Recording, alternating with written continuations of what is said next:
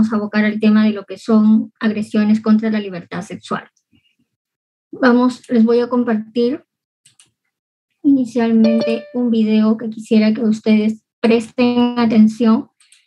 Lo vamos a cortar desde luego porque no tenemos tiempo para pasarlo todo, pero lo más importante son los primeros minutos que ustedes van a poder escuchar.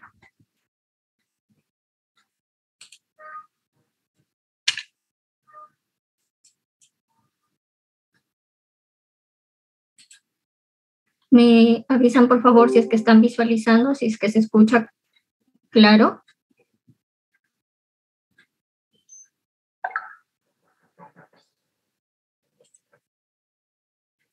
¿Sí se escucha? No se escucha, doctora. No se escucha. A ver. ¿Ahí se escucha? Sí, lo escucha, doctora. Un hombre intentó abusar sexualmente de mí. Ay, perdón.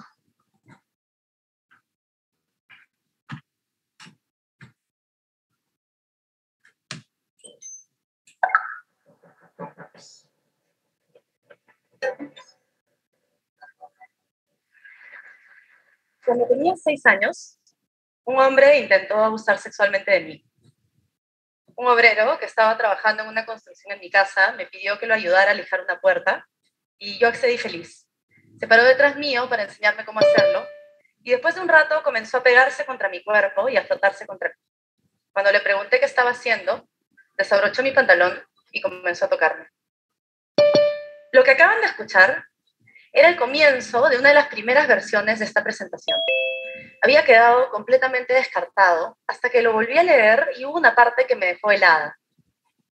¿Saben cuál? Les doy una pista. No es la parte en la que digo que un hombre adulto me tocó contra mi voluntad cuando yo era solo una niña, sino lo que digo justo antes de eso. Si no lo escucharon, lo diré una vez más. Cuando tenía 6 años, un hombre intentó abusar sexualmente de mí. ¿Se dan cuenta de lo que he dicho? ¿Por qué dije intentó y no simplemente que abusó sexualmente de mí?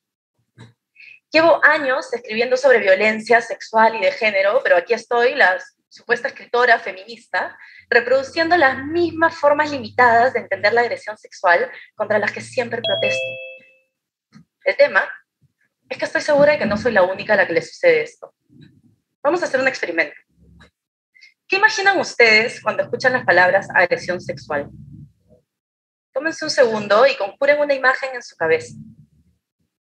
¿La tienen? Estoy segura de que en este auditorio deben haber 1000 respuestas distintas, pero voy a animarme a ensayar una que quizás compartan muchos de ustedes. Quizás imaginan una violación que va más o menos así. Una mujer que grita, pelea, forcejea y patea rabiosamente contra un hombre que se impone violentamente sobre ella. Él tal vez la golpea, tal vez sujeta sus manos con fuerza detrás de su cabeza para que ella deje de resistirse, o la amenaza con un cuchillo para que pare de gritar. ¿Acerté? Si esto es así, quizás sea porque esta es la imagen de las agresiones sexuales que solemos ver, por ejemplo, en las películas, y que son terribles y definitivamente reales. Pero ¿qué harían si les dijera que muchas de las historias de violencia y agresión sexual no se parecen en nada a la que acabo de narrar? Si les dijera que ella dijo que no, pero no lo dijo con tanta firmeza. Y bueno, creo que todos sabemos lo que nos han dicho toda la vida, que es que las mujeres decimos que no cuando en verdad queremos decir que sí. O si les dijera que ella dijo que no, pero mientras tanto continuaba quitándose la ropa. ¿Pensarían en estos casos como formas de agresión y violencia sexual? El problema es que muchos de nosotros tenemos una idea no equivocada, pero sí profundamente limitada de lo que es la violencia sexual. Y esto sucede por un simple motivo, que es que no hablamos lo suficiente al respecto. Nuestra sociedad ha normalizado la violencia de género, a la vez que ha convertido en tabú la posibilidad de hablar sobre ella. Y cuando hablamos sobre ella, lo hacemos de una manera que está totalmente mediatizada por el cine, la televisión o los noticieros, y el resultado es que consumimos violencia sexual como si fuese una forma más de entretenimiento, en lugar de acercarnos a ella con empatía. Esto tiene 3 consecuencias. cada una peor que la otra y que se alimentan mutuamente.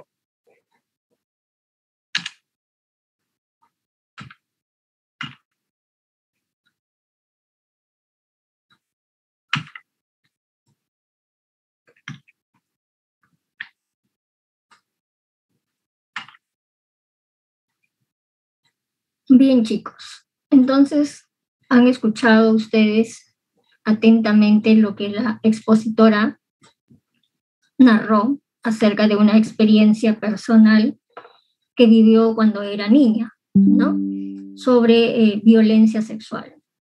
Vamos a dar algunos conceptos, algunas definiciones y finalmente nos adentraremos a lo que es exactamente cómo es que realizamos un examen de integridad sexual. Pero voy a rescatar justamente la última palabra que ella menciona, ¿no? La empatía. Hay que ser muy empáticos, hay que tener, además del conocimiento necesario para hacer un examen por agresión sexual, la tranquilidad, la mesura, pero más que todo, evitar hacer algún tipo de juicio, evitar hacer algún tipo de comentario, de juzgar a la persona que nosotros estamos evaluando, sea hombre, sea mujer, sea niño, adulto, porque detrás de todo, además de ya haber sido agredido, además de ya ser en ese momento una víctima de agresión sexual, no sabemos qué hay detrás de todo ello, ¿no? Entonces nosotros no podemos juzgar a nadie por el hecho de haber sido agredido sexualmente. Debemos ya quitarnos esas gafas, esas sombras que tenemos delante de los ojos, muchos todavía quizás, aunque la generación de ustedes creo que ya no, la generación de ustedes es otra completamente distinta, pero ya no podemos seguir alimentando esos mismos pensamientos, sobre todo respecto a las mujeres, ¿no? Por el hecho de que, porque de repente vistió un short un poco pequeño o un escote o un vestido quizás un poco más llamativo que otro, se vistió así pues justamente al propósito o provocando o porque de repente de esa manera motivó pues a ser violada y se lo merece, ¿no? De ninguna manera. Creo que ya en estos tiempos para todos y sobre todo ustedes que son jóvenes les queda muy en claro que la violencia sexual no está permitida en nuestro país, es un delito, pero más que permitido no deberíamos conceptualizarlo, ni siquiera pensarlo de esa manera, ¿no? Que por el vestir, que de repente porque, como lo dice la expositora, ¿no? No solamente pensar que una violencia o una agresión sexual se limita al hecho de que la mujer forcejea para no ser penetrada, sino los tocamientos indebidos son un tipo de violencia sexual, ¿no? El hecho de de estar acosando a una persona, a una mujer o a un hombre en cualquier ámbito laboral, familiar, obviamente siempre y cuando no sea consentido, es un tipo de agresión sexual. Entonces, justamente vamos a, como les decía, desarrollar un poco algunos conceptos para ir aclarando y dándonos cuenta sobre todo en lo que estamos inmersos hoy en día, que es bastante común, lamentablemente escuchamos casi a diario en los noticieros que una niña fue secuestrada y agredida sexualmente, mujer fue dopada y agredida sexualmente, ¿no? Entonces, vivimos en una sociedad en la que este tipo de delito, este tipo de agresión sexual básicamente, se ha convertido prácticamente en el pan de cada día, ¿no? Entonces, y no solamente para mujeres, como les decía, hombres, mujeres, niños, adultos son violentados a diario sexualmente y debemos aprender justamente estas definiciones, porque no pensemos pues que solamente la mujer es agredida sexualmente, ¿no? o que las niñas son agredidas sexualmente, niños también, adultos, varones también. Entonces, cualquier persona puede ser víctima de agresión sexual. Hay diferentes formas de agresión sexual y nosotros en el campo médico legal, ustedes que van a ser médicos, en mi calidad ya de médico forense, de veras, discúlpenme, me olvidé de presentarme correctamente, estaba pensando que sigo con sus compañeros con los que tengo en los grupos de práctica. Mi nombre es Sheila Charcapelescano, soy médico forense de la Unidad Médico Legal 3 Lambayeque. Trabajo justamente acá en la Unidad Médico Legal del Instituto de Medicina Legal. Tengo 2 grupos a mi cargo, ¿no? Y bueno, con ellos pues conversamos, son grupos más pequeños, conversamos cada vez que tenemos clases de los temas que nos conciernen y de otros también quizás, ¿no? Que siempre a veces es bueno salirse un poquito del tema que tenemos netamente para trabajar, porque en el ámbito forense a veces hay muchas cosas de las que podemos conversar, muchas inquietudes.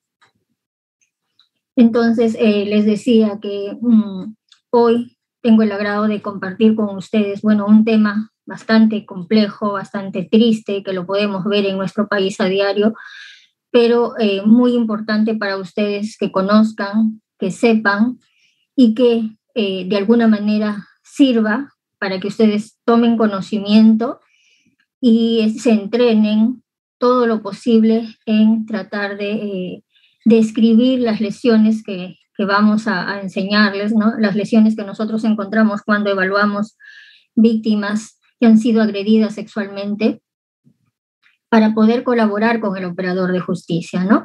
Para poder colaborar también con la víctima, porque de ello va a depender si hacemos un buen documento, si hacemos un buen informe, podrá ser utilizado por el fiscal y de esta manera llevado al Poder Judicial, al juzgado, y el victimario pues reciba la sanción que le corresponde, ¿no? Entonces, ya adentrándonos en el tema, les decía, vamos a hacer algunas definiciones, como por ejemplo sexología, ¿no? La sexología es la rama de la medicina que se encarga del estudio de la sexualidad humana. Sexualidad humana es la manera, forma de expresar, sentir y satisfacer el impulso sexual. Sexología forense es la rama de la sexología que se encarga del estudio de las conductas sexuales que van en contra de las normas establecidas en una sociedad. ¿Pero qué es violación sexual? ¿No? Nos preguntamos entonces, ¿qué es violación sexual? Es un delito tipificado en el Código Penal. Creo que para todos ustedes es claro que es un delito, ¿no? Una violación sexual es un delito. Entonces, el sujeto activo puede ser cualquier persona conocida o desconocida, ¿no? No interesa que nosotros conozcamos a la persona o que no la conozcamos. Y el sujeto pasivo puede ser persona adulta, niños, adolescentes, como ya les decía, ¿no? Inclusive personas con discapacidad. Ahí en el Instituto de Medicina Legal, en varias oportunidades hemos evaluado personas con discapacidad, personas con retardo mental, que lamentablemente pues son agredidos sexualmente justamente por esa condición, ¿no? Por la condición de tener alguna discapacidad mental, pues que no les permite de alguna manera darse cuenta con claridad de lo que está ocurriendo. Y este sujeto activo muchas veces puede ser alguna persona que nosotros conocemos, que está en nuestro entorno, pero que ni siquiera se nos pasó en algún momento por la cabeza que podría ser el agresor, ¿no? Entonces, debemos tener muy, muy en claro, muy en cuenta, sobre todo para los niños, reforzar siempre, ¿no? Niños, adolescentes, que nuestro cuerpo o que su cuerpo es propio, ¿no? De cada uno, y cada uno decide cuándo, con quién y dónde tener vida sexual, siempre y cuando pues todo esto sea consentido, ¿no? Todo lo que no es consentido ya es, digamos, forma parte de un delito, porque mientras yo no dé mi consentimiento, entonces es algo que se está haciendo en contra de mi voluntad. La violación sexual, como definición jurídica, nosotros lo podemos encontrar en el Código Penal, en el artículo 170, ¿no? Y es necesario, como les decía, que ustedes, conozcan esto porque está tipificado dentro del Código Penal, es un delito y dice el que con violencia física o psicológica, grave amenaza o aprovechándose de un entorno de coacción o de cualquier otro entorno que impida a la persona dar su libre consentimiento, obliga a ésta a tener acceso carnal por vía vaginal, anal o bucal o realizar cualquier otro acto análogo con la introducción de un objeto o parte del cuerpo por alguna de las dos primeras vías, será reprimido con pena privativa de la libertad. Y aquí ya no se ve muy bien, pero luego sigue con puntos suspensivos con pena privativa de la libertad, ¿no? Porque esto está sancionado en el Código Penal con pena de cárcel. Entonces, estamos leyendo claramente que el Código Penal lo especifica con mucha claridad, ¿no? Que bajo coacción, quiere decir si es que la persona está siendo amenazada, ¿no? Física o psicológica, miren, ¿ah? Con violencia física o psicológica, ¿no? Y tener en cuenta también que no es solamente uno considera una agresión sexual, ya sea puede ser por vía vaginal, por vía anal, bucal o inclusive con la introducción de algún objeto, ¿no? O acto análogo, como lo dice acá.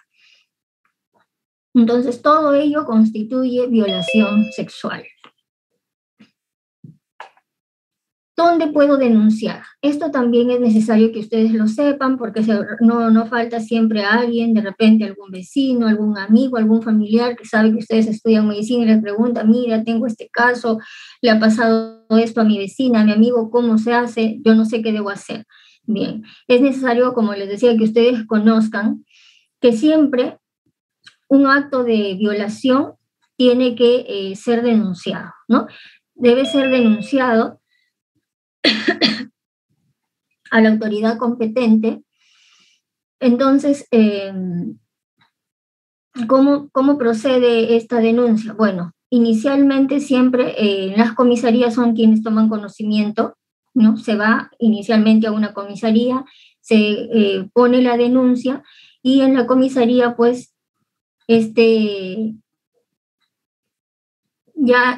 la comisaría va a recabar esta denuncia, el comisario, el policía que esté de turno, recabarán la denuncia, se envía a la persona a que pase el examen de reconocimiento médico por agresión sexual a las unidades médico-legales.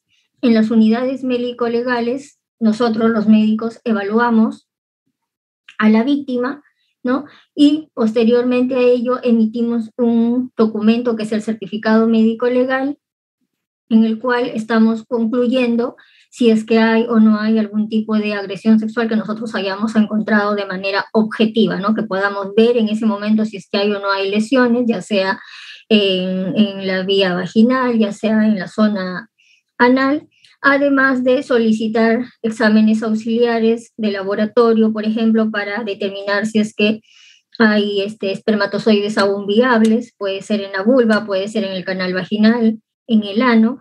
Entonces, el laboratorio forense también participa en esto, se toman las muestras, se perigniza con tomas fotográficas si es que encontramos lesiones. Todo este peritaje lo recaba el fiscal y ya con toda la documentación, el fiscal ya lo presenta ante el juez en el Poder Judicial para determinar y que el juez, mediante una audiencia de juicio oral, determinará, pues, determinará la sanción que corresponda, ¿no? al agresor o a la persona que ha sido, pues, la que ha agredido sexualmente a otra. Entonces, pero ya saben, de primer momento, siempre a donde se tiene que acudir inicialmente a poner la denuncia es a la comisaría. Si en algún caso no se pudiese, bueno, también se puede acudir a la fiscalía porque las fiscalías también tienen turnos y trabajan las 24 horas, ¿no? Siempre hay una fiscalía que está de turno. Entonces, si está más a la mano una fiscalía, la comisaría, o bueno, también las demunas, ¿no? Las demunas también pueden en algún momento tomar cuenta de algún hecho así y ellos ya van a derivar a la autoridad correspondiente.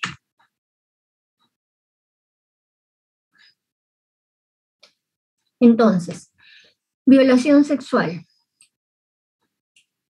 Definición. Es toda agresión circunscrita al área sexual de una persona que vulnera su derecho al normal desarrollo y o altera su indemnidad o integridad sexual. Formas de violencia sexual. Forma física, a través del acto sexual, actos análogos o tocamientos, ¿no? Lo que le denominamos ahora los tocamientos indebidos. Como su nombre lo dice, tocamientos, es decir, tocar, ¿no?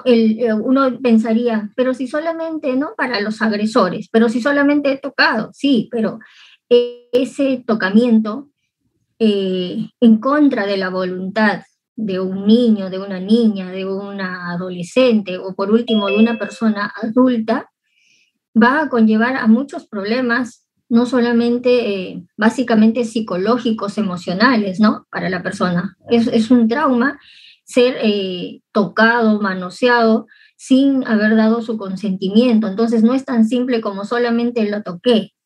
No, porque como les decía, todo ello acarrea grandes problemas emocionales para la víctima. No es tan sencillo. Entonces, también constituye violencia sexual el tocamiento indebido, ¿no? Así como el acto sexual per se, básicamente me refiero a la penetración, o los actos análogos que ya les había mencionado, que pueden ser no necesariamente la penetración con un pene, sino también utilizando algún tipo de objeto. Otro tipo de violencia sexual, la psicológica, que puede ser a través de insinuaciones, propuestas, coacciones o acoso sexual. Sensorial, mostrar o exponer en forma deliberada o no escritos, gráficos, imágenes televisivas, llamadas telefónicas, lenguaje verbal o gestual. Entonces, de todas estas formas que estamos viendo aquí, se puede ejercer violencia sexual. También tenemos, ya estamos viendo acá formas de violencia sexual. Ahora, tipos. La violencia sexual también puede ser personal o individual, en concierto, en banda, en grupo, a través de una cita, ¿no? Entonces, como ven, acá hay diferentes formas o diferentes tipos, de violencia sexual, como por ejemplo, en banda dice cuando existe una organización jerarquizada para tal fin, ¿no? Empezando la violencia del jefe, seguido de los demás miembros de la banda. ¿Ya? Y luego, bueno, ya no les voy a mencionar cada una de ellas, luego les voy a pasar las diapositivas para que ustedes puedan ver, para avanzar un poco, porque sí me interesa poder explicarles básicamente lo que concierne al examen de las víctimas que son agredidas sexualmente.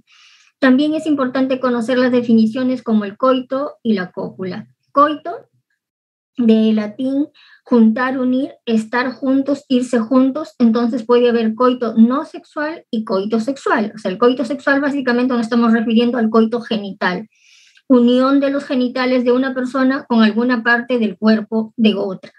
Y la cópula, entrelazarse, acoplarse. Cópula no sexual y la sexual o genital es el acoplamiento del pene con una cavidad.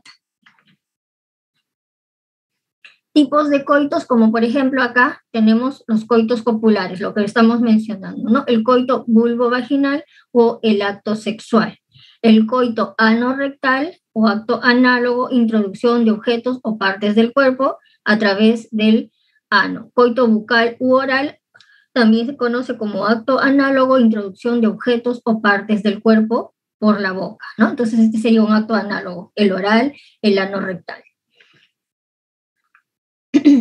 Bien, entonces ahora, habiendo ya mencionado estas definiciones, estos conceptos, vamos a pasar básicamente a lo que es ya la evaluación física de la integridad sexual en presuntas víctimas de delitos contra la libertad sexual. ¿Por qué decimos presuntas víctimas de delitos contra la libertad sexual? Presunta porque hasta que no hayamos hecho el examen íntegro, completo, no podemos nosotros concluir que haya sido agredido sexualmente. Entonces, cuando recién, por ejemplo, en la comisaría toman cuenta, ¿no?, de la denuncia, o en la fiscalía, que una persona va y denuncia y dice sí, ha sido agredida, o de repente ha sido secuestrada, pero todavía no se la ha examinado y no se conoce con claridad, con exactitud, si ha sido o no agredido sexualmente, entonces sigue siendo presunta víctima, ¿no? Hasta tener la confirmación de que realmente haya sido agredido sexualmente. Y de delito, porque ya sabemos, ya les mencioné que esto es un delito en nuestro país y en muchos países del mundo, ¿no? Es un delito la agresión sexual. Para ello, el instrumento que nosotros utilizamos, que ustedes deben conocer también muy bien y que lo pueden utilizar con toda libertad, es la guía, esta guía que ustedes están viendo aquí, que se denomina Guía Médico-Legal, Evaluación Física de la Integridad Sexual en presuntas víctimas de delitos contra la libertad sexual.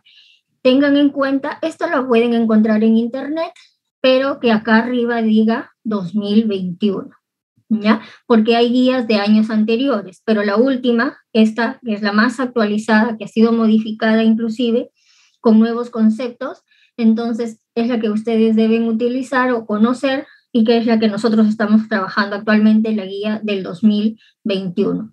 Entonces, en esta guía, como su nombre lo dice, guía, nos va a guiar paso a paso cómo vamos a realizar el examen, ¿no? Justamente se ha hecho con la finalidad de que personas que no trabajan en el Instituto de Medicina Legal la tengan a mano y puedan, pues, ayudarse, ¿no? Por ejemplo, ustedes que ya están muy cercanos a ir al SERUM y que más de uno de ustedes va a tener un caso que evaluar a solicitud de la autoridad competente y no se pueden negar. Me imagino que ya sus profesores en práctica les han mencionado. Todos ustedes, ya médicos titulados en el SERUM, porque ya en el SERUM son médicos titulados, graduados, pueden ser solicitados por la autoridad competente para evaluar a presuntas víctimas por agresión sexual, por heridas, ya sea contusas, cortantes, que justamente en las prácticas estamos viendo ello, ¿no? Por violencia familiar, por accidentes de tránsito, todo aquello que constituya un examen médico legal. Y ustedes no se pueden negar. No se pueden negar porque así está determinado en nuestro país que los médicos, a solicitud de la autoridad competente, debemos asistir y realizar, pues, el examen que se nos está solicitando. Entonces, ustedes en ese momento no van a decir, no lo puedo hacer porque no sé. Imposible, ¿no? Porque ustedes están formando justamente para ser médicos, llevan el curso de medicina legal y se les está enseñando cómo es que van a hacer ustedes un examen de integridad sexual.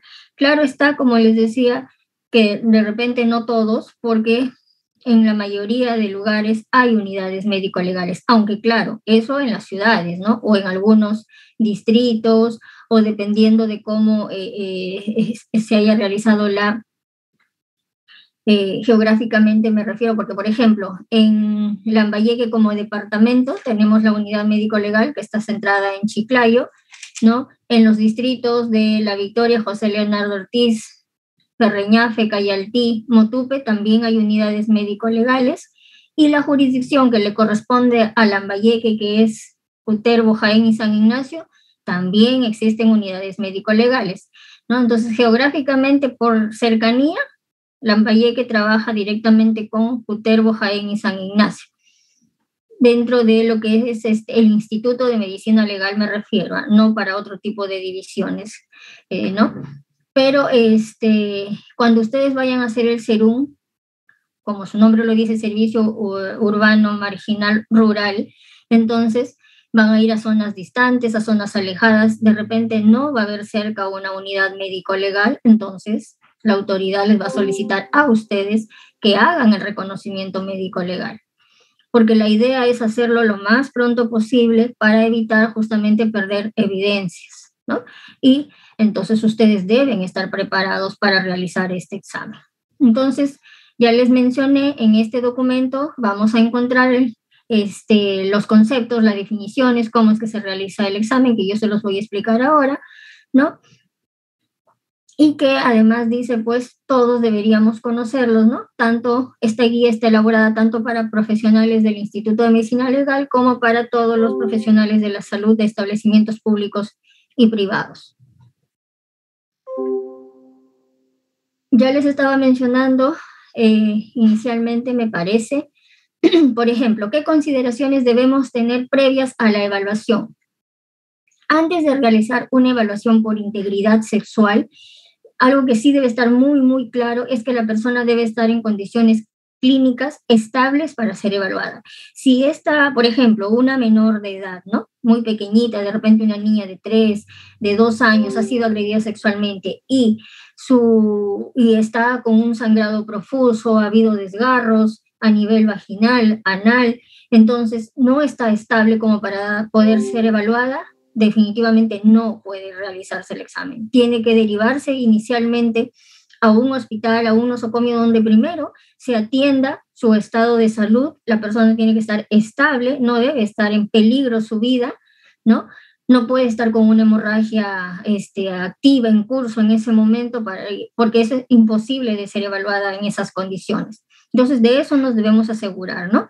Que la persona tiene que estar en condiciones estables, con funciones vitales estables, hemodinámicamente estable para poder ser evaluada. Caso contrario, tiene que ser derivado a un hospital. Además, tiene que existir un consentimiento informado. Es imposible, no podemos de ninguna manera, por ninguna índole, evaluar a ninguna víctima que haya sido a una presunta víctima de agresión sexual sin consentimiento. Tiene que dar su consentimiento para ser evaluado. Obviamente, si es un menor, 3, 4, 5 años menores de edad, el familiar que va con ellos, ¿no? Ya sea los padres, los tíos, los apoderados, y finalmente a veces si son niños que no tienen ningún familiar, ningún apoderado que esté con ellos, un personal de la Policía Nacional, por lo general personal femenino, puede estar ahí y presenciar la evaluación, pero dejar constancia, ¿no? Siempre tiene que quedar por escrito, siempre, no es de palabra, el consentimiento informado queda por escrito. Entonces, nosotros en la unidad médico-legal, en el instituto, tenemos formatos, pero ustedes, por ejemplo, ¿qué harían en el SERUM? En el SERUM, en su historia clínica, ahí escribirán, ¿no? Menor en presencia de su madre, o ¿no? Consignan los datos de la madre, el DNI de la madre, todos los nombres completos y colocan, ¿no? Da su consentimiento para que se realice el examen de integridad sexual, fecha, hora y la firma y la huella digital. Si la persona no sabe firmar, es iletrada, su huella digital, pero siempre debe quedar constancia de que están dando su consentimiento y con mayor razón, si el médico, ¿no? En este caso son varones, siempre el menor tiene que entrar en compañía de alguien. No pueden evaluar a menores de edad solos, por favor. Siempre en compañía de alguien, de preferencia de un familiar, bueno, si es que es mujer, de preferencia, ¿no? Un familiar femenino, si es varón y lo prefiere así, masculino, y si no, femenino, pero en compañía finalmente de alguien. ¿Por qué? Porque esa persona servirá de alguna forma de testigo, ¿no? Para que vea que todo se ha realizado correctamente. No necesariamente tiene que estar ahí, pues, digamos, sobre el paciente, observando netamente el examen, donde en el momento en que se expone la zona genital, ¿no? Pero me refiero dentro del consultorio para dar fe de que se ha realizado todo correctamente y sobre todo para que el médico posteriormente no vaya a ser denunciado también. Porque ustedes saben ahora que las denuncias a los médicos también es pan de todos los días, ¿no? Entonces, no resulta siendo de que luego denuncian al médico porque dicen, no, el médico también le estuvo tocando, el médico no la supo evaluar correctamente, dice mi hijita que el médico la manoseó, que le cogió la pierna, entonces, de esos casos también si les contáramos, ¿no? Entonces, para evitar problemas, siempre el médico debe estar en compañía de alguien, no solamente los varones, los médicos varones, las mujeres también, pero es más usual que ocurra con los varones, ¿no? Que ocurra con los varones. Entonces, por favor, les tomen en cuenta lo que les estoy diciendo, porque lo hemos visto y lo vemos, ¿no? Entonces, no es que algo que se nos ocurra, se dan este tipo de denuncias con el médico que hace los exámenes de integridad sexual también. Además, que el médico debe brindar información antes de realizar el examen siempre, no solamente en lo que es medicina legal, ¿no? Yo creo que ustedes también ya les han enseñado muy bien que cuando ustedes van a examinar a un paciente de manera clínica, antes de tocar al paciente, de empezar a hacer un examen, un procedimiento, hay que explicarle con claridad qué es lo que le vamos a hacer, qué le vamos a hacer y básicamente para qué, ¿no? Porque la persona muchas veces está ahí, no tiene ni idea de por qué está ahí, qué le van a hacer, está asustada. Entonces, con buen trato, como dice aquí en la diapositiva, con un lenguaje sencillo, sin utilizar términos técnicos porque no entienden, ¿no?, el lenguaje que nosotros hablamos como médicos, de una manera muy apropiada, de manera sencilla explicar, mira, si es un menor de edad, desde luego lo podemos tutear. Si es una persona mayor, yo les recomiendo siempre a mis alumnos no tutear, ¿no? Nosotros no, creo yo particularmente, bueno, tengo ya algunos años de experiencia trabajando y a mí personalmente no me gusta tutear a nadie, ¿no? Salvo que sean menores que yo, bueno, pero si son contemporáneos o mayores, con mayor razón, siempre con mucho respeto y tratándolos de usted, ¿no? Las personas merecen, todos merecemos mucho respeto. Entonces, y más aún en una situación así, ¿no?, en la que la persona está muy vulnerable, con mucho respeto, con muy buen trato, con un tono de voz también, de alguna manera tratando de ponernos en los zapatos de esta persona y, como le decía la expositora, ¿no?, siendo muy empáticos con ellos. Entonces, explicarles qué es lo que se va a hacer de una manera resumida, ¿no? Voy a realizar un examen, vamos a examinar las partes de tu cuerpo para posteriormente emitir un documento, ¿no? En concreto, si es que son personas pues que no tenemos por qué tampoco dar tanto detalle, más aún si son menores de edad. Si es una persona adulta que de repente nosotros vemos que nos entiende un poco más, quizás darle algunos alcances un poco más, pero tampoco entrar tanto en detalle. ¿Qué más? Durante el examen físico, acá por ejemplo vamos a mencionar algunas cosas muy importantes. La persona solamente debe ser examinada de manera secuencial y progresiva. ¿Qué quiere decir?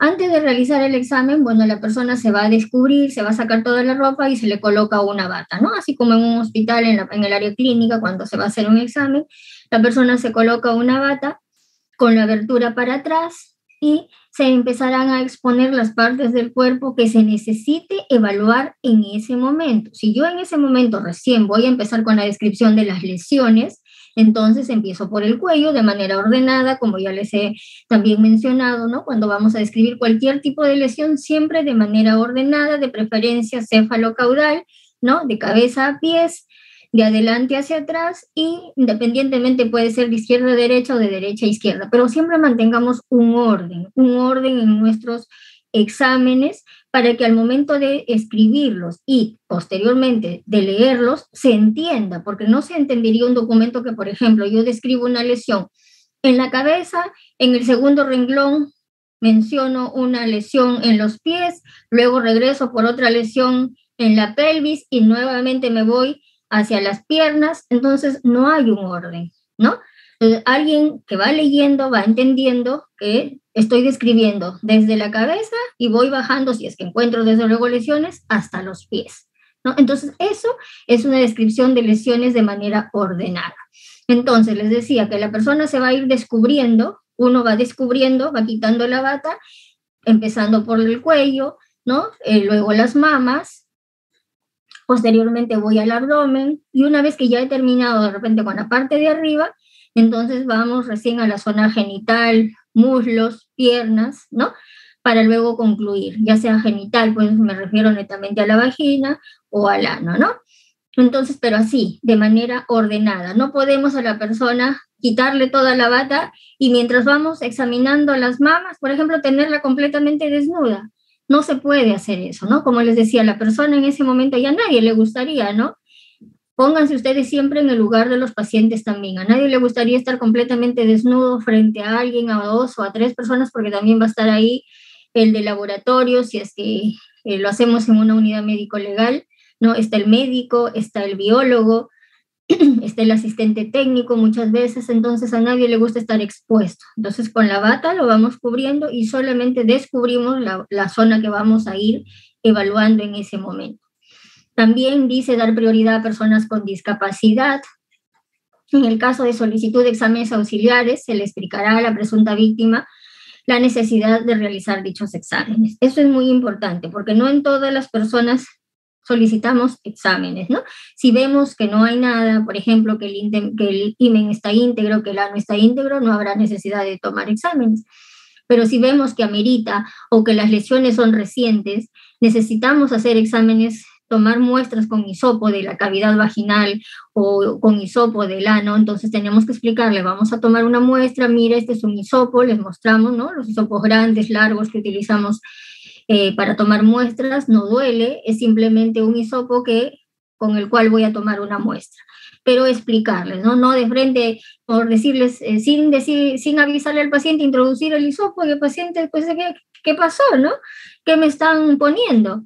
Entonces, por eso es que muchas veces ocurren estos malos entendidos, porque puede salir la menor y le dice a su mamá, el doctor me ha metido, y más aún cuando los menores o las adolescentes no conocen tampoco, ¿no? No saben con qué términos expresarse, le dice a la mamá, el doctor me ha metido un palo, no sé qué cosa, pero yo he sentido que algo me ha metido, entonces se arma todo un problemón, ¿no? Entonces, por eso siempre explicar, mostrar, mire, este es un hisopo, señora, con esto voy a tomar una muestra a su hija, y todo con suma delicadeza, por favor. Y además creo está decirles también que está prohibida la discriminación contra cualquier tipo de personas, ¿no? No necesariamente tienen que ser LGTBI, sino cualquier tipo de persona, y más aún, sobre todo con este grupo, ¿no? De personas. No tenemos por qué discriminar a nadie, como ya les dije, no estamos ahí para juzgar a nadie por su sexo, ni presuponer, ni suponer, ni nada. Nosotros simplemente cumplimos con nuestro trabajo como médicos de hacer el examen y nos evitamos de hacer cualquier tipo de comentarios, juicios, etc. Ya les mencioné el consentimiento informado. Vamos a pasar porque si no nos va a ganar el tiempo. El examen físico debe ser detallado teniendo en cuenta las regiones corporales. Por favor, si alguien tuviera alguna pregunta hasta el momento, lo pueden hacer, prendan su micrófono con toda confianza, ¿no? Yo voy avanzando, pero si tienen alguna pregunta, me interrumpen, no hay problema. Les decía que el examen físico debe ser detallado de acuerdo o teniendo en cuenta las regiones corporales con la finalidad de registrar todas las lesiones, ¿no? Y de manera ordenada, como les decía. Además, también es muy importante registrar en nuestro documento datos antropométricos como, por ejemplo, el peso, la talla, la contextura, ¿no? El estado nutricional, cómo vemos nosotros a la persona. ¿Y por qué pensarán ustedes que esto es importante? Pero si lo que yo quiero es determinar de una vez si esta niña, esta joven ha sido agredida o no sexualmente, ¿por qué tengo que ponerle la talla, el peso, que si es flaco, que si es gordo, que si lo veo desnutrido o no? ¿Por qué creen ustedes que es importante? Les voy a contar o les voy a mencionar que es muy importante, aunque parezcan que no, porque la versión muchas veces es una, ¿no? De los padres, de la persona que ha sido agredida, del adolescente, y la del agresor es otra, definitivamente. Van a ser muchas veces versiones discordantes, distintas, no necesariamente va a ser lo mismo lo que dice la víctima con lo que dice el agresor. Entonces, estos datos del peso, la talla, nos van a servir cuando... Siempre nos van a servir, pero muchas veces, porque para ser claros en este momento con ustedes, ¿por qué nos sirven? Porque también debemos tener en cuenta, por ejemplo, que si las lesiones que nosotros encontramos son lesiones muy grandes, con mucho compromiso de tejidos, en una menor, por ejemplo, en una pequeña de 3 años, ¿no? Imagínense ustedes la anatomía de una niñita o de un niño de 3 años, ¿no? ¿Cómo sería una vagina de una niña de 3 años, un ano de un niño de 3 años? Y si ha sido agredido por un adulto, obviamente, pues, anatómicamente hay mucha desproporción, ¿no? Entre la anatomía de un menor de 3 años ya de por sí nomás, por ejemplo, con un adolescente de 15, 16 o un hombre ya mayor de más de 20 años, un adulto, ¿no? Entonces, es necesario saber estos datos, no solamente la edad, porque hay adolescentes, por decirles, que tienen 12 años, pero físicamente parece que tuvieran 15, ¿no? Son muy desarrolladas o muy desarrollados.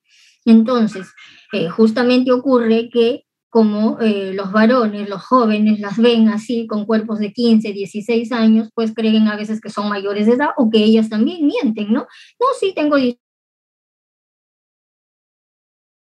confían, ¿no? Acceden a tener relaciones sexuales, luego los padres se enteran y efectivamente, pues era que la menor no tenía ni siquiera 15, tenía 13, pero aparentaba tener 15 o 16, y el jovencito, si para su mala suerte no era menor de edad, tenía más de 18, pues estuvo cometiendo un delito y lamentablemente se va a ir a la cárcel, ¿no? Porque toda persona en nuestro país que tenga más de 18 años ya es un ciudadano, ¿no? Ciudadano con deberes y derechos. Y en este tipo de casos, toda persona mayor de 18 años pues tiene que asumir todo el peso de la ley si es que ocurre o si es que comete un acto de agresión sexual en contra de un menor de edad, ¿no? Entonces, ya obviamente eso le compete a la autoridad investigar, pero sí es importante que lo consignemos porque hemos visto muchísimos casos, ¿no? Como les decía, muchísimos casos en los que las menores mienten, pero no dejan de ser menores, o sea, y el Código Penal no hace excepciones en este caso, ¿no? Así hayan mentido, así hayan hecho creer de que son mayores de edad. Si son menores de edad, son menores de edad para nuestro Código Penal, para nuestro país. Y si un hombre tuvo acceso carnal, ¿no? Así digan que ha sido consentido, mientras la menor tenga menos de 14 años, se va a ir a la cárcel. Pero sí sirve, como les decía, también de repente para el abogado atenuar algunas cosas, ¿no? Porque puede decir, pues no, pero aparentemente pues parecía una mujer de más de 17 años, además le mintió, qué sé yo, pero esos ya son alegatos o estrategias que van a tener los abogados, pero si bien es cierto, sirve para muchas cosas, ¿no? Sirve para muchas cosas, tener en cuenta el peso, la talla, como les decía, para ver si hay desproporciones anatómicas, para saber si esta persona estaba de repente también enferma, estaba desnutrida, con mayor razón, ¿no? Físicamente, ¿no? De repente no tenía ni siquiera capacidad para pelear, para resistirse en un momento, porque los abogados de los agresores siempre son muy críticos, ¿no? Muy incisivos en las audiencias cuando dicen, pero si ni siquiera se defendió, pero si no gritó, no dijo nada. Entonces ellos quieren hacerlo pasar todo como que ha sido consentido, ¿no? Entonces, en esos casos, por ejemplo, como les decía, también no sirve, ¿no? ¿No? La persona estaba muy adelgazada, de repente tenía alguna enfermedad, no podía defenderse. Existen muchos estados emocionales que las personas se paralizan y no pueden decir absolutamente nada, ¿no? No pueden ni mover un pelo o un dedo. Entonces, eso, como les decía, ya es parte de las defensas, pero sí sirve consignar todos esos datos en los documentos. Ahora, dentro de las áreas topográficas, está también en la guía, está separado así, para poder hacer el examen de manera ordenada, que se entienda, está separado por área genital, área paragenital y extragenital. Ahora vamos a ver cuáles son esas áreas. Miren ustedes, el área extragenital, el área paragenital y genital. ¿Qué quiere decir? El área genital está comprendida exactamente como su nombre lo dice por los genitales, ¿no? Por los genitales, en el caso de las mujeres, tendríamos pues la vagina, la región de la vulva, el ano, ¿no? Todo el periné y el ano. En el varón, pues los genitales externos, que serían, ¿no? El pene, los testículos, igualmente periné y ano. Entonces, netamente los genitales, por eso se llama área genital. El área paragenital, lo que está encerrado en el segundo círculo, ¿no? En el círculo más grande, que sería la zona donde tenemos, pues, básicamente el hipogastrio, o sea, la pelvis, perdón, nalgas, caras internas de los muslos, ¿no? Hipogastrio, nalgas y caras internas, ¿ah? no externas, caras internas de los muslos. Y el área extragenital, todo lo demás que está fuera de este segundo círculo, ¿no? Cuello, mamas, abdomen, espalda, piernas, no muslos, sino piernas, todo lo que está fuera del segundo círculo sería el área extragenital. Entonces, ¿dónde vamos a buscar lesiones en las presuntas víctimas de agresión sexual? ¿Dónde es más frecuente encontrar lesiones en mujeres, básicamente? ¿No? A ver, ¿alguno de ustedes quiere participar, chicos? Porque yo estoy hablando, ya me está dando tos, soy la única que hablo. ¿Alguno de ustedes? A ver, ¿quién levanta la mano?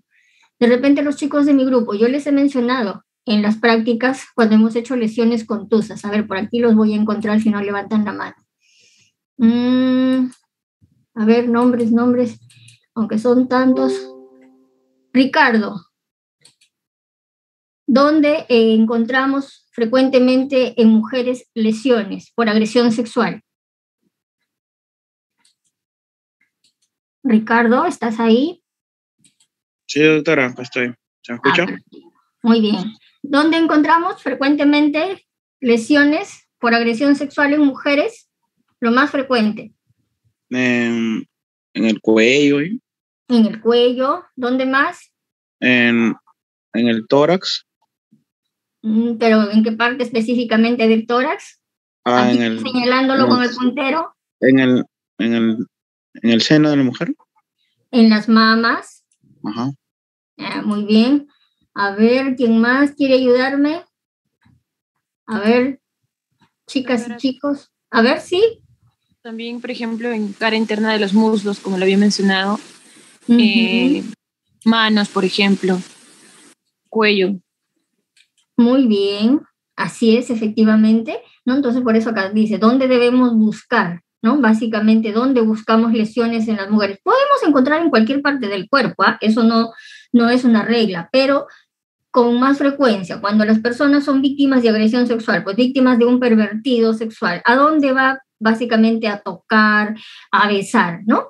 Las zonas del cuello, de las mamas, cerca, ¿no? En la zona del hipogastrio, de la pelvis, luego las caras internas de los muslos. ¿Y por qué también en las caras internas de los muslos más que los besos o los chupetones, las fusilaciones, como les mencionaba, en lo que son lesiones contusas? Seguramente todos ustedes ya después de la práctica han escuchado ese término sugilación, ¿no? Que viene a ser una equimosis por succión, que lo encontramos básicamente en cuello y mamas, donde encontramos lesiones, no necesariamente por sugilación, encontramos en las caras internas de los muslos. ¿Por qué? Porque cuando se somete a una persona, ¿no? Que haga resistencia, desde luego no hablamos en menores, ¿no? En niñas o niños pequeñitos que no se pueden resistir, en una persona que tenga la fuerza suficiente para hacer resistencia, encontramos lesiones en las caras internas de los muslos. ¿Por qué? Porque obviamente no permiten, no quieren abrir las piernas, ¿no? Se están resistiendo y el forcejeo va a ser justamente en tratar de separarle las piernas, ¿no? Con las manos o con las rodillas, ¿no? El agresor se coloca encima de la víctima y con sus rodillas abre las piernas de la víctima, ¿no? Y con las manos, pues obviamente también le sujeta las manos hacia la cabeza para que no se pueda defender. Entonces, por eso es que nosotros vamos en busca de las lesiones aquí en esta zona, en la cara interna de los muslos, donde vamos a encontrar muchas veces unas equimosis grandes, ¿no? Por la presión que se hace con las rodillas del agresor intentando abrir las piernas, ¿no? Entonces, tiene su explicación, ¿no? Las zonas en las que encontramos lesiones. Obviamente los glúteos, pues, ¿no? Es una zona también predilecta para encontrar lesiones. Y en el resto del cuerpo, como les decía, porque ya va a depender de las perturbaciones mentales que tengan estos agresores. Algunos son, pues, gente con muchos problemas que les gusta amarrar a la víctima, darles de latigazos, quemarlas, besarlas, infinidad de cosas, ¿no? De todo tipo de lesiones podemos encontrar, dependiendo. Y en los varones igualmente, ¿no? En los varones igualmente podemos encontrar lesiones también en el cuello, ¿no? básicamente en el área genital. Como lo dice acá el gráfico, pérdida de mechones, ¿no?, de cabello, tanto en hombres como mujeres, pero en este caso del agresor, ¿no? En el agresor debemos buscar, porque también nos llevan, si es que lo logran capturar, a la unidad médico-legal llevan tanto a la víctima como al agresor, obviamente en tiempos distintos, ¿no? Pero, ¿qué debemos buscar, por ejemplo, en el agresor? Ya no solamente centrándonos en la víctima, sino también en el agresor. Debemos ver que va a tener rasguños, ¿no? Si la persona, la víctima, ha logrado defenderse, por lo general le vamos a encontrar rasguños en la cara, en los brazos, en el pecho, ¿no?, donde finalmente la víctima haya podido alcanzarlo y rasguñarlo. De repente también lesiones en la boca, ¿no?, en los labios por mordeduras, tanto en la víctima como en el agresor. En el agresor también podemos encontrar que le faltan cabellos, ¿no? Seguramente si es que la víctima pudo agarrarlo de los pelos, de repente lo jaloneó y le logró sacar algunos mechones de pelos, de cabellos, entonces de repente le falta algunos. Debemos revisar bien al agresor para ver si es que no le faltan algunos mechones, heridas, como les decía, en la cara, en la boca, básicamente en los labios, y rasguños, ¿no?, que es lo más frecuente, que tanto, bueno, más las mujeres que los hombres, una manera de defenderse, lo más común es rasguñar, ¿no?, o morder. Acá está lo que les decía, las sugilaciones, miren, las sugilaciones en el cuello, sugilaciones en la mama, y aquí pues esto sí ya no es una sugilación, ¿no?, en el muslo, esto es en el muslo tercio superior, cara anterointerna, porque no es netamente interna, anterointerna, pero muy cerca a la zona vulvar, ¿no?, estas tremendas lesiones que puede ser por diferentes mecanismos, ¿no? De repente palmadas, de repente golpes con algún objeto, y miren, inclusive aquí a la altura del monte de Venus, también una tremenda equimosis, ¿no? Todo esto en el área genital y paragenital. Entonces, ahora bien, vamos a pasar a lo que concierne netamente. Para poder hacer un buen examen físico debemos conocer bien los nombres, ¿no? Nombres anatómicos de la zona que vamos a examinar, porque si no conocemos bien cómo vamos a describir, no habría forma de describir o de ubicar las lesiones. Entonces, en los genitales femeninos, externamente, ¿qué tenemos? Tenemos el clítoris, ¿no? Por favor, miren bien, no se confundan, el clítoris, el meato uretral, que está inmediatamente debajo del clítoris, que muchas veces lo confunden con la vagina, ¿no? La uretra está muy cerca de la vagina, pero es la uretra, no es la vagina, es pequeña, es muy pequeña, es un orificio pequeño por donde miccionamos las mujeres, ¿no? Labios mayores, que son los labios que están cubiertos con los vellos pubianos, los labios menores, que son estos, que se abren, que tienen diferentes formas, dependiendo, ¿no? Hay algunos labios menores que son pues muy redundantes, gruesos, otros son finos, más delgados. Hay diferentes formas de labios que ya los vamos a ver. La membrana himenial, que viene a ser este tejido delgado que está aquí alrededor de este orificio, que este orificio finalmente viene a ser el orificio himenial, ¿no? Entonces, todo lo que está aquí alrededor del orificio himenial viene a ser la membrana himenial, que tiene un borde que está aquí adosado, adherido al labio menor, un borde fijo, diríamos, ¿no? Un borde fijo que está acá adosado o adherido al labio menor, y un borde libre. Este borde libre es el que nosotros observamos aquí, que nos da la forma pues de un círculo, digamos así, medio festoneado acá, ¿no? Que vendría a ser la abertura del orificio himenial. Y el ano, pues, ¿no? El ano. Entonces, claro, por favor, esto ustedes tienen que conocer esta anatomía para poder hacer las descripciones con claridad y no confundirse. De repente encuentran la lesión en el labio menor y me colocan que está en el labio mayor, o me colocan que es que hay desgarro del himen y total resulta siendo un desgarro del labio menor. Entonces, conocer muy bien, por favor, la anatomía. Y en cuanto a la anatomía masculina, bueno, de repente es un poco más fácil, ¿no? Tenemos al pene, ¿no? Las partes, bueno, ya también que hay que conocerlas, el glande, el meatro uretral, ¿no? La bolsa escrotal, ¿no? Con los testículos adentro y el rafe medio, ¿no? Básicamente.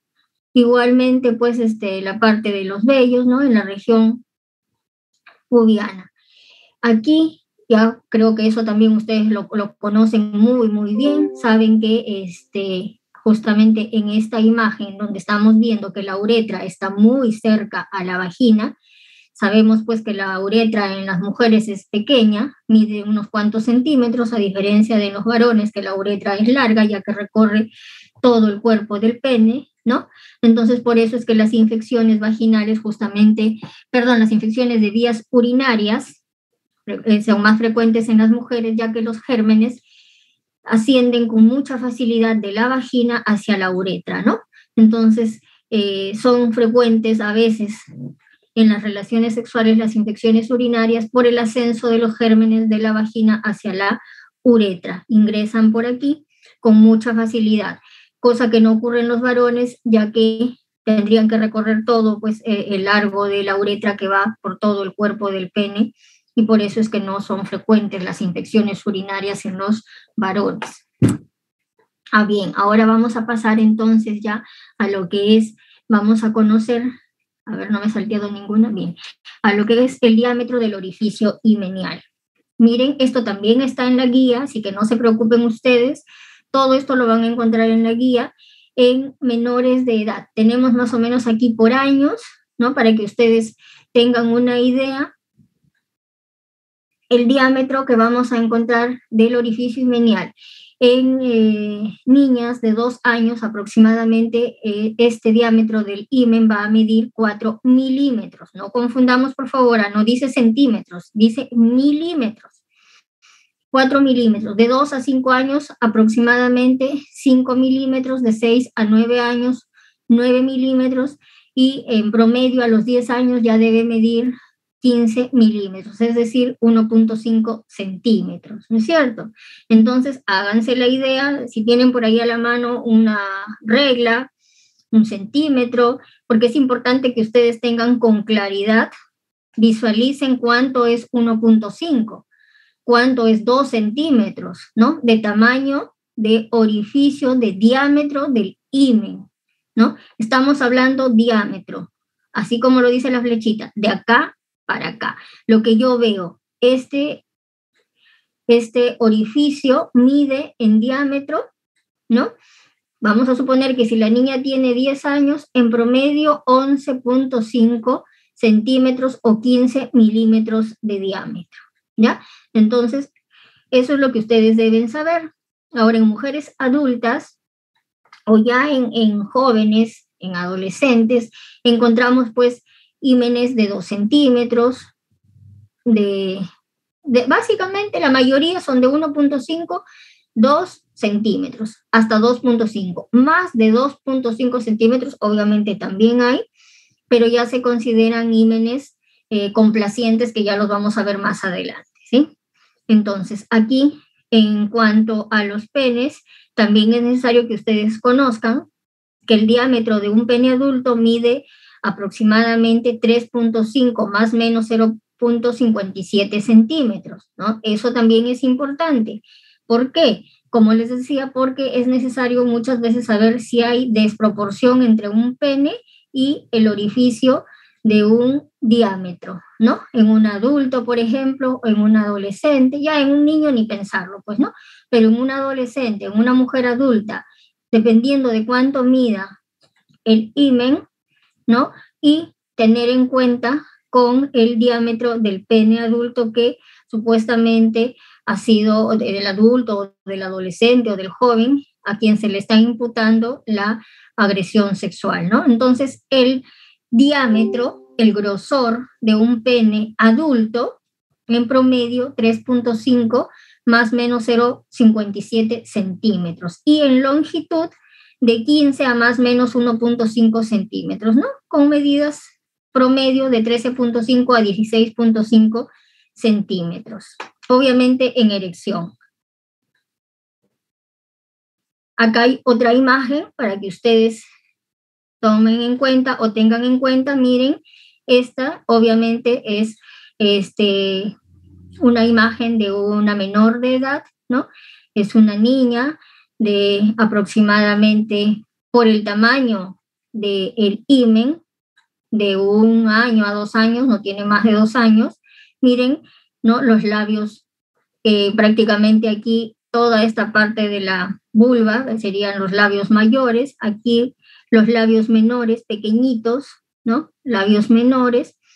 Y donde vemos esta cruz, pues sería el orificio netamente, sería la vagina, y lo que está alrededor, la membrana del himen, ¿no? Obviamente esta foto está agrandada, pero este orificio himenial pues es pequeñito porque es una menor de edad, ¿no? Es una menor de edad, la foto está bastante agrandada para que se pueda visualizar con claridad que el orificio del himen, que es este pequeño círculo que nosotros vemos acá, está completamente íntegro, ¿no? Nosotros vemos prácticamente una circunferencia de bordes regulares, netos, no vemos ninguna lesión alrededor, ¿no? Aunque ahora lo vamos a comparar con otras imágenes. Miren, por ejemplo, acá dice diámetro del orificio himenial o introito vaginal, ¿ya? Le podemos llamar orificio himenial o introito vaginal. Esos términos también tienen que ir aprendiéndolos para cuando lean no vayan a pensar, no, pero acá dice otra cosa, no es lo mismo. Sí, es lo mismo. Orificio himenial pequeño se considera cuando mide menos a 1 centímetro de diámetro, mediano de 1 a 2 centímetros de diámetro, grande de mayor a 2 centímetros y dilatable, lo que les venía diciendo, dilatable mayor o igual a 2.5 de diámetro. Himen dilatado, que es distinto, mayor o igual a 4 centímetros de diámetro, ¿ya? Básicamente, el himen dilatable mayor o igual a 2 centímetros de diámetro es el que nosotros vemos, es uno de los más comunes, del que nos encontramos muy a diario, muy seguido cuando evaluamos presuntas víctimas de agresión sexual. Es más usual de lo que se cree. Aquí hay que aclarar algo. No hay himenes, ¿ya? No es que un himen sea normal y el otro sea normal, no. Hay mujeres que nacen con un tipo de himen y otras con otro tipo de himen. Entonces, hay gran variedad de himenes, todos esos himenes, digamos, tienen sus características particulares, ¿no? Por eso les decía, no es que uno sea normal y el otro anormal, como el himen dilatable o complaciente, por ejemplo. No es un himen anormal, es un tipo de himen, ¿ya? Que antes se pensaba pues que no era muy frecuente, pero es más frecuente de lo que se piensa. Y lo podemos decir yo particularmente lo puedo decir, en todos los años que vengo trabajando en el Instituto de Medicina Legal, hemos visto muy seguido, muy a diario, muy seguido los himenes dilatables o complacientes. ¿Y por qué se llaman dilatables o complacientes?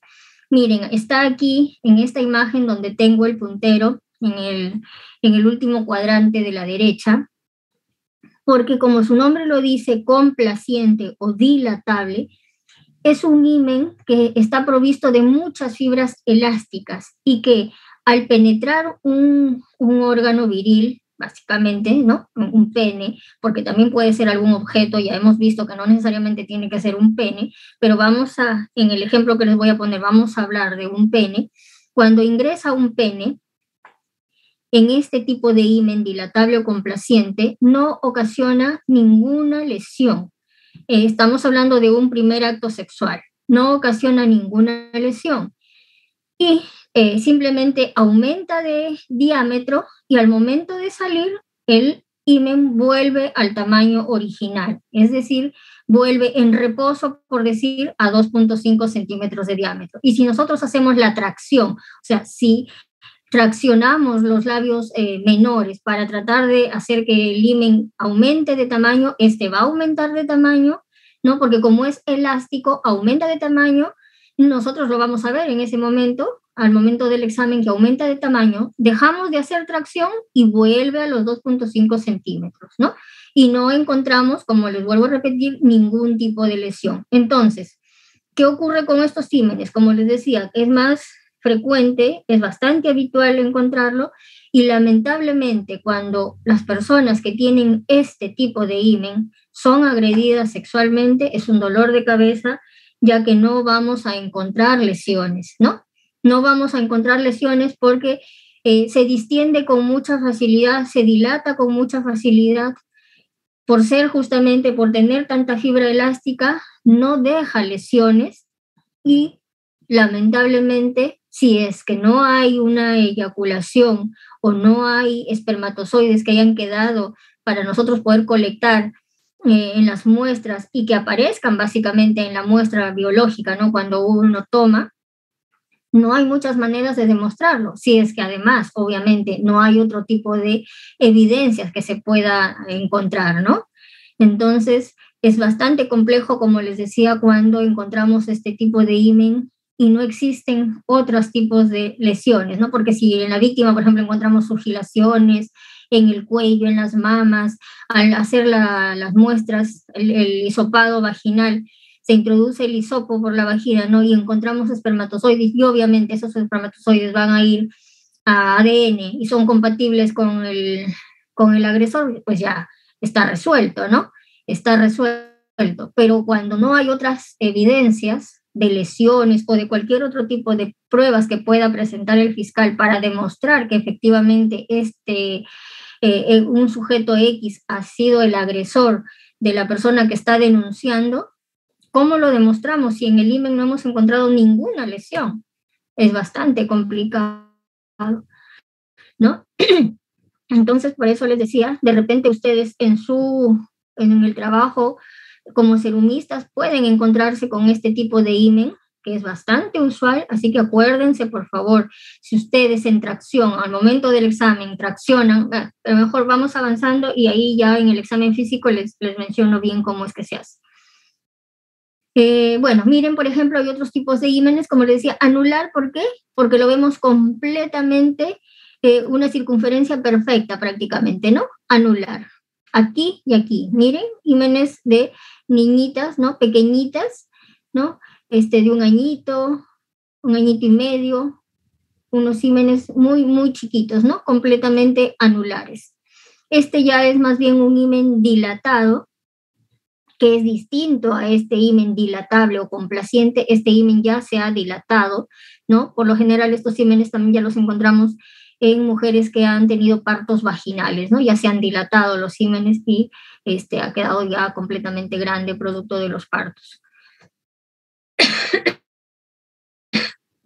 La orla o franja himenial indica el ancho del himen en toda la circunferencia. Acá no confundir, por favor, con este término, ¿ya? A ver, ¿cómo les explico? Acá creo que tenemos otra. No.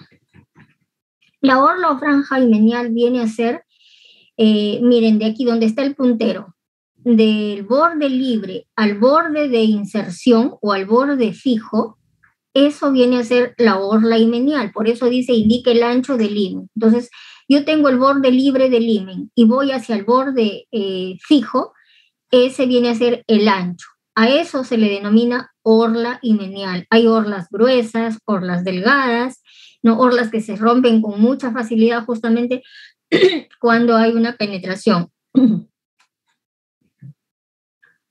A ver, clasificaciones de ímenes por la forma del orificio. Miren, les decía, existen diferentes formas de ímenes, ¿no? Por ejemplo, acá tenemos un himen lobulado.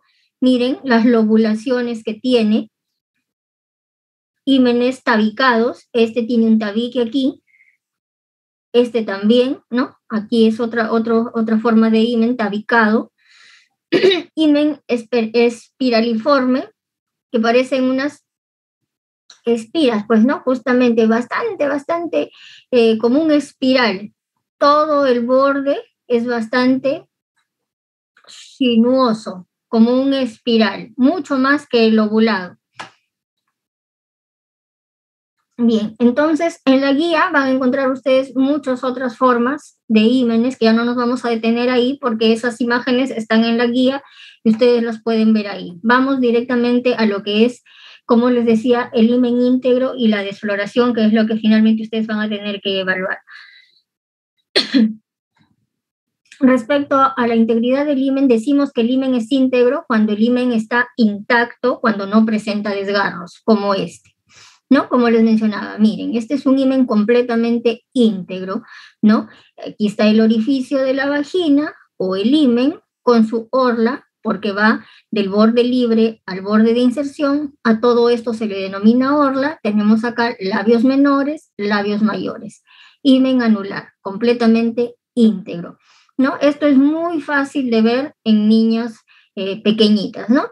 En niñas que todavía no han menstruado es muy fácil de ver porque hacemos la tracción de los labios menores, como ustedes están viendo aquí, la tracción, ¿no? Con los 2 dedos pulgares y los dedos índices, tratamos de traccionar hacia afuera, separamos bien los labios sin hacer mucha fuerza y claramente podemos ver el himen, ¿no? Entonces, esto, como les decía, en niñas que todavía no han menstruado es mucho más fácil de ver porque todavía no hay, pues, todavía no hay desarrollo a través de las hormonas, no ha habido cambios todavía en esta zona de la vagina, entonces está, digamos, el himen como las niñas nacieron, ¿no? Todavía sin mayores cambios por el influjo de las hormonas.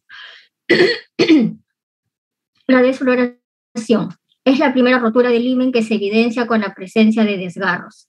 El desgarro himenial es una solución de continuidad única o múltiple que puede ser incompleto cuando no llega a la base de implantación o completo cuando llega al borde de implantación o inserción. Miren, esta imagen es muy gráfica. Esto lo trasladamos aquí, como si lo hubiéramos sacado de acá, ¿ya? En grande. Entonces, desgarro incompleto, cuando el desgarro o ruptura o solución de continuidad no llega hasta el borde de inserción, ¿no? Se queda a la mitad, a las 3/4 partes, a 1/4 de la orla, pero no llega hasta el borde de inserción. Y decimos desgarro completo cuando vemos que la solución de continuidad viene desde el borde libre y llega hasta el borde de inserción. Entonces, en estos casos, tenemos un desgarro incompleto y un desgarro completo.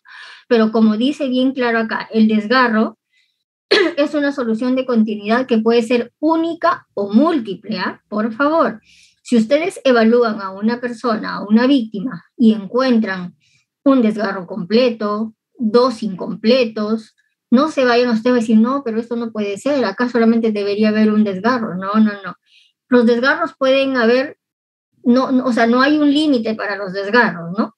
Nosotros evaluamos, podemos encontrar 1, podemos encontrar 2, podemos encontrar 2 incompletos, 2 completos, 1 completo y 1 incompleto. O sea, todas las variables pueden ser posibles en todas las formas. O sea, no existe una regla para decir cuántos y de qué formas los vamos a encontrar. No. Se pueden hacer todas las, puede ocurrir todo lo que les estoy mencionando. ¿Ya? Entonces pueden haber completos, incompletos, en cualquiera de esas variantes se pueden presentar.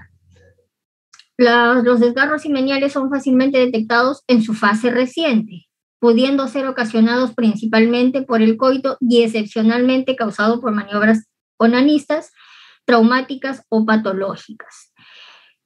Excepcionalmente dice, pero no quiere decir de que no pueda ocurrir, ¿no es cierto? Entonces, ¿qué nos está diciendo acá?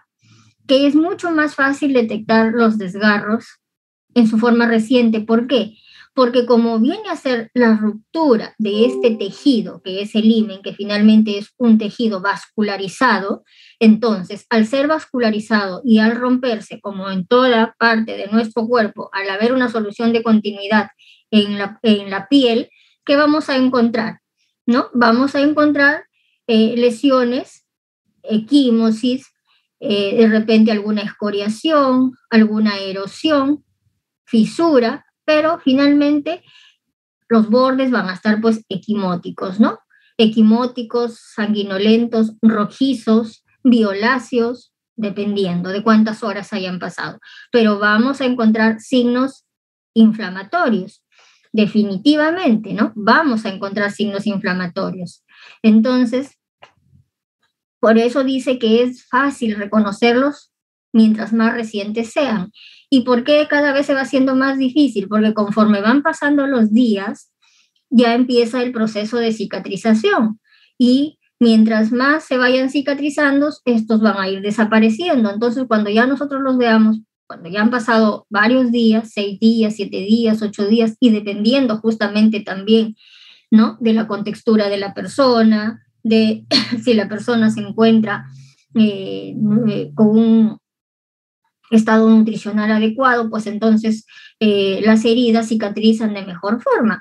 Pero si la persona de repente está desnutrida, ¿no?, entonces sus heridas, o en este caso, estos desgarros no van a cicatrizar de manera adecuada y encontraremos, pues, en este caso, bueno, nos convendría de repente porque todavía se van a poder visualizar, ¿no?, si es que la cicatrización no es rápida, pero en las personas en las que su cicatrización es rápida, no desaparecen por completo porque los desgarros en el himen no se borran, siempre se van a quedar ahí, pero ya los vamos a ver como una cicatriz blanquecina, nacarada, ¿no? Pero ahí se van a quedar, nunca se van a borrar. Y si fueron incompletos, toda la vida van a ser incompletos, y si fueron completos, van a seguir siendo completos, ¿no? Pero no se borran, los desgarros no se borran, ¿ya? Siempre se van a quedar ahí. Entonces, por eso es que, por ejemplo, nosotros podemos evaluar a una persona que tuvo relaciones sexuales consentidas y se produjo 1, 2, 3, X desgarros, ¿no?, dentro de una relación sexual consentida. Pero posteriormente fue violentada sexualmente y se le producen nuevas lesiones recientes. Entonces, ya vamos a ver también más adelante que nosotros podemos concluir que presenta lesiones traumáticas y meniales, o presenta lesiones o desgarros antiguos con lesiones genitales recientes, ¿no? Entonces, los antiguos corresponderán a cuando ella tuvo relaciones sexuales consentidas, y las lesiones recientes que estamos viendo en este momento son las que está denunciando, ¿no?, por las cuales ha sido víctima de agresión sexual en este momento, en la denuncia que guarda relación con la data, ¿no? Con la data, es decir, con lo que nos está refiriendo.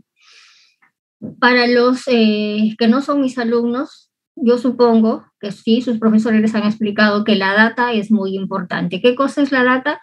Es la versión que nos da la persona que nosotros estamos evaluando, pero donde básicamente nos hace saber la fecha, la hora y el resumen de cómo ocurrieron los hechos, ¿no? Entonces yo les decía que las lesiones que encontramos probablemente guarden relación con la data, porque seguramente la persona nos va a referir que fue agredida, que fue atacada por un sujeto o por 2 sujetos, ¿no? Que de repente la doparon, o que inicialmente, no sé, la tenían amarrada y que fue violada por 1 o por 2 sujetos. Entonces, todo ello, como les decía, guardará relación de repente con las lesiones que nosotros encontremos, o quizás creamos que no, pero en la investigación que haga ya la Fiscalía, probablemente sí, ¿no?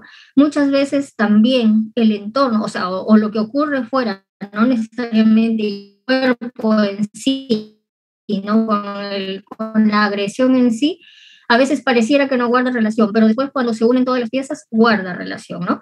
El hecho concreto es que nosotros como médicos, nosotros los forenses y ustedes, bueno, que en su calidad de serumistas cuando evalúen, tenemos que ser objetivos. Siempre les digo a mis alumnos, ¿no?, y ahora a todos ustedes, el examen siempre tiene que ser objetivo. Objetivo, nosotros no podemos agregar nada ni quitar nada. Lo que estamos viendo es lo que nosotros describimos, lo que vamos a colocar, ¿no? No porque la menor me diga, no, mira, fulanito hizo esto, hizo lo otro, y yo veo y no encuentro nada, no encuentro ninguna lesión, pero la historia que me está contando la jovencita o la señorita o la niña es una historia desgarradora, de película, y yo digo, pero yo acá estoy observando y no encuentro absolutamente nada, o no guarda absolutamente nada de relación lo que ella me dice con lo que veo. Pues qué pena, pero yo no tengo por qué dejarme convencer o guiar de lo que ella me cuenta. La data es una cosa, que muchas veces guarda relación, sí, algunas de repente no, pero ese no es el trabajo de nosotros. La investigación en realidad de cómo ocurrieron los hechos y cómo fue el desenlace es de la autoridad, en este caso de la policía y de la fiscalía. Nosotros como médicos nos abocamos a hacer la descripción o hacer el examen de la persona y de consignar las lesiones que objetivamente nosotros estamos encontrando. Entonces, si yo no encuentro absolutamente nada, pues colocaré, ¿no? No se encuentran lesiones en la zona extragenital, no se evidencian lesiones traumáticas en la zona paragenital, tampoco se encuentran lesiones en la zona genital. Y si encuentro, pues las pondré como las estoy viendo. Yo no las puedo cambiar, ni, ay, pobrecita, pero no encuentro, pero ella dice que sí la ha violado, pero yo no encuentro ninguna, no importa, acá le voy poniendo que tiene un desgarro. No, imposible de hacer eso. No podemos hacer absolutamente nada de eso porque, como les repito, no sabemos qué hay detrás de todo eso. De repente nos están mintiendo, de repente quieren inculpar a alguien, ustedes no saben. Entonces no podemos poner las manos al fuego absolutamente por nadie. Nosotros escribimos y vemos y eso lo registramos. Nada más, ni nada menos tampoco. Ya las autoridades se encargarán, como les vuelvo a repetir, de hacer las averiguaciones y las indagaciones. Ahora, dice también aquí, pudiendo ser ocasionados, ya sabemos que principalmente por el coito, ¿no? Las lesiones, los desgarros, que principalmente son por coito, y excepcionalmente por maniobras onanistas, es decir, ¿no? Cuando las personas, pues, con sus propios dedos, se lesionan, pues, al tratar, pues, ¿no? De tener, de complacer deseos sexuales, ¿no? O simplemente complacerse, autocomplacerse, entonces logran a veces lesionarse, pues, ¿no? Ocasionarse algún desgarro. Entonces, eso también puede ser que la misma persona lo haga, ¿no? Inclusive encontramos a veces escoriaciones en niñas, ¿no? En adolescentes, porque a veces al momento de hacerse la higiene, pues las señoritas que a veces están con las uñitas largas porque están de moda, ¿no? Las uñas, entonces se lastiman, se lesionan y da la coincidencia de que por ahí la mamá le tiene cólera al amiguito que ve que la hijita que la está persiguiendo o que la llama mucho y por ahí algún día los encontraron juntos. Y no, dice la señora, este chiquito algo le ha hecho a mi hija, voy a llevarla a que le hagan y lo denuncio, ¿no? Lo denuncio porque lo encontré por ahí y de repente la ha violado, porque de frente, esa es la primera palabra que ustedes van a escuchar, la ha violado, ¿no? Y las niñas repiten lo mismo, lo que escuchan, me ha violado, no saben ni qué significa, pero dicen así, ustedes lo van a escribir textualmente, ¿no? Quiere lo ponen entre comillas, la menor refiere me ha violado, y si ustedes le preguntan qué significa, no saben, pero repiten lo que escuchan, y la mamá también lo va a decir, la ha violado. Entonces, como les decía, miren lo que puede ocurrir, ¿no? Ya, todos dicen que ha sido una violación, vamos, lo examinamos y no le encontramos ningún desgarro a la menor, pero sí podemos encontrar una escoriación, y si le preguntamos, cuando tú te aseas en alguna oportunidad, no le inducimos a la respuesta. Hay que ser también muy cautelosos cuando preguntamos. En alguna oportunidad, en los aseos diarios, ¿te has lastimado? Ay, sí, de repente, me acuerdo que con la uña me lastimé, me ardió un poquito, pero yo no sabía, pero me lastimé. Entonces, ahí ya ustedes pueden darse cuenta que puede haber ocurrido eso. Además, si ya lo veo que de repente se está cicatrizando, tiene ya algunas costritas, entonces esta escoriación ya corresponde a una lesión anterior.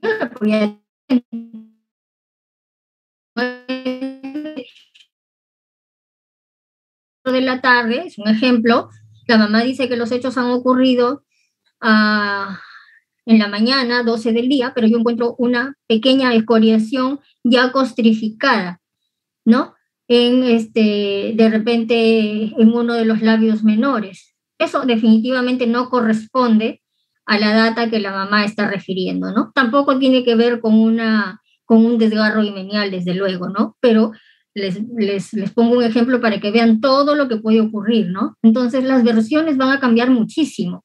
van a cambiar muchísimo también de acuerdo a los intereses de las personas, ¿no? Entonces, por eso es que nosotros tenemos que ser muy objetivos en lo que escribimos y también tener en cuenta de que lo que nosotros vamos a concluir, de esa conclusión va a depender la libertad o la cárcel de una persona, que esa persona se vaya a la cárcel o que siga en libertad.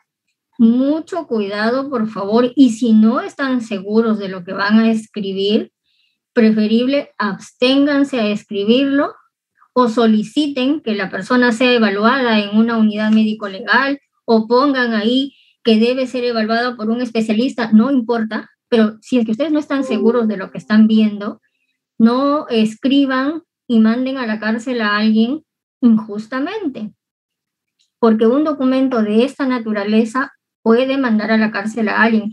Ya ustedes están leyendo ahí, lo pueden volver a revisar. El Código Penal lo dice bien claro, ¿no? Es un delito y está sancionado con pena de cárcel, ¿no? Entonces, todo lo que es violencia sexual es pena de cárcel. Muy bien. Ahora, los desgarros. Hasta ahí, chicos, ¿todo claro? ¿Todo bien? ¿Los escucho? Sí, doctora. Muy bien. Entonces, los desgarros. Los desgarros frecuentemente, comúnmente, escúchenme bien por favor, comúnmente, frecuentemente, no quiere decir que absolutamente, no. Comúnmente los podemos encontrar según las agujas del reloj, ¿no? Que este se llama cuadrante horario de la Cassagne, ¿ya? Por favor, eso también está en la guía. Según el sentido horario, si ustedes se imaginan a un reloj y hacia dónde van las agujas que van hacia la derecha, los desgarros más frecuentemente los podemos encontrar a las 12, a las 6, a las 3 y a las 9 horarios. ¿Ya? Eso es lo más frecuente, no es lo absoluto. También podemos encontrar en cualquier otra hora del reloj, ¿no? En cualquier otra ubicación, me refiero, ¿no? Ubicación anatómica que coincida con las horas del reloj. Pero lo más frecuente es en estas 4 horas que les he mencionado, 12, 6, 3 y 9. ¿Bien? A ver ahora, desgarros recientes. Miren, por ejemplo, estas fotos. ¿Se ve grande? Sí, ¿no? ¿Sí se visualiza bien? Sí, doctora. Sí. Bien. Miren, estos desgarros, ¿por qué dice que son recientes? Miren, les explicaba hace rato, ¿no? Promedio menor de 10 días. ¿Hasta cuándo consideramos nosotros lesiones recientes? De 0 a 10 días. De 10 días a más ya no son recientes, ya son antiguos, ¿ya? Entonces, si yo estoy evaluando a una menor o a cualquier persona o cualquier víctima y encuentro lesiones, pero que estas lesiones van a estar acompañados de signos vitales perilesionales como sangrado, hemorragia, equimosis, congestión, eritema, tumefacción, como les decía, pues, ¿no? Todos los signos inflamatorios perilesionales que yo pueda encontrar, entonces me está indicando que son recientes. ¿Y cuándo considero recientes? De 0 a 10 días. Miren en esta imagen, encuentro acá desfloraciones recientes con desgarros. Aquí, por ejemplo, miren, tremendo desgarro a las 6 horas. Este sería el himen, ¿no es cierto? Este orificio. Esto que está aquí alrededor vendría a ser su membrana himenial. Pero aquí esta membrana que es gruesa, que vendría a ser la orla, si es que quisiera medir el grosor, ¿no? Esta vendría a ser su orla, que en este caso es una orla gruesa, está rota aquí. Miren, esto se debería unir con esto, ¿no? Acá. Pero acá encuentro ya una solución de continuidad. Entonces acá hay un desgarro. Y si yo me fijo bien en estos bordes están equimóticos. No sé si ustedes los pueden visualizar ahí. Se ve así como moraditos acá, ¿no? Entonces, esto es un desgarro reciente.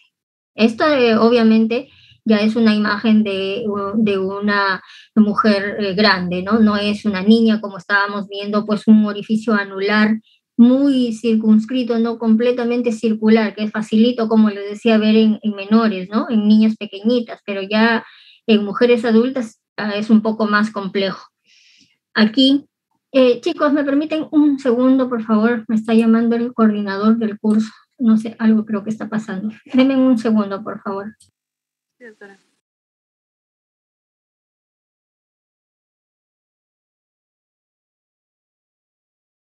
respecto a lo que son los desgarros recientes, en ellos podemos observar lesiones con signos perilesionales, ¿no? Acá también, por ejemplo, miren, espérense para bajar esto. Aquí tenemos, no, este es un antiguo, acá, reciente. En este imen, por decirles, esta es una desfloración reciente, ¿no? Los veo rojizo, miren las lesiones, equimótica acá, rojiza donde está la flechita, aquí igual, miren, ¿no? Y si ustedes pueden ver, los ímenes son completamente distintos, ¿ah? Este imen es distinto a este, entonces en la guía van a poder ver ustedes, ahí hay bastantes imágenes de formas de ímenes y también hay imágenes, ¿no?, con lesiones recientes y antiguas para que se vayan familiarizando, ¿no? Y también es importante, pues, poder ubicar en el sentido horario, como les decía, del reloj. Por ejemplo, aquí desfloración reciente a horas 12, dice, ¿no? Entonces nos ubicamos acá, arriba. Y aquí en la toma vemos, pues, que esta zona está rojita, ¿no? No se ve tan claro como en esto, que falta un pedazo de himen, pero sí vemos acá una equimosis rojiza. Acá igualmente, miren, un poquito más grande, ampliada la fotografía, una equimosis rojiza. Los antiguos son aquellos, dice, cicatrizados y o resueltos, sin signos vitales perilesionales, que corresponderían a un desgarro antiguo y que se concluiría como desfloración antigua en promedio de 7 a 10 días de haberse producido el suceso. Pero realmente, como les vuelvo a repetir, para todo lo que es lesiones estamos considerando de 10 días más.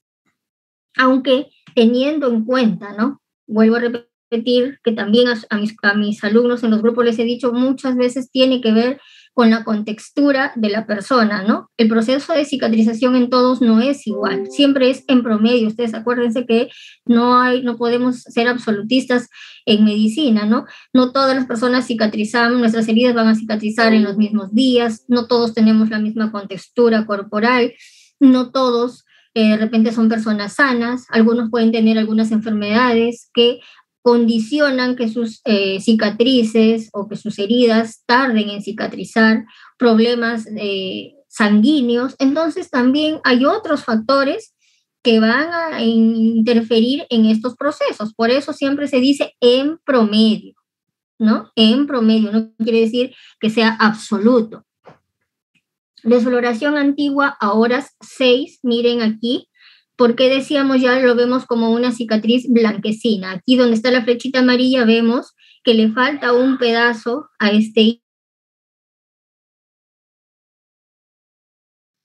todo esto que se ve en rosadito, pero aquí le falta un pedacito, no veo como un surquito. Entonces esa ya es una cicatriz nacarada, una cicatriz antigua. Acá en esta otra toma, a horas 5 y a horas 7. Acá a las 5 y acá a las 7, porque a las 6 sería acá, ¿no? En el sentido horario, las 6 sería aquí en el centro. Entonces, a las 5 y a las 7, aquí veo que falta un pedacito de esta membrana, ¿no? Que sería el himen. Entonces, estos ya serían desgarros antiguos porque ya los estoy viendo de coloración blanquecina nacarada. Ya no hay signos inflamatorios, ya no hay edema, ya no hay congestión, ya no veo equimosis, ni violácea, ni rojiza.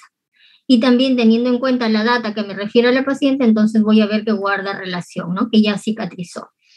El himen dilatable, ya lo hemos mencionado hace rato. Ya no me voy a extender ahí porque ya les expliqué, creo bien, simplemente lo leen, ¿ya? El himen dilatado. Las carúnculas miltiformes, como también les estuve mencionando, por lo general estas carúnculas las vamos a encontrar ya en mujeres que han tenido partos vaginales, ¿no? Son signos, sí es un signo patognomónico de un parto vaginal. Cuando nosotros evaluamos y encontramos carúnculas, entonces ya es claro, pues, de que esta persona ha tenido partos vaginales. Y pues estos son los restos que han quedado del himen, que se han roto, no por el entallamiento, como dice acá, durante el parto vaginal. Las posiciones para el examen de integridad sexual, miren, la más conocida es la posición obstétrica, ¿no? La posición ginecológica, esta con los estribos acá y las piernas en esta posición.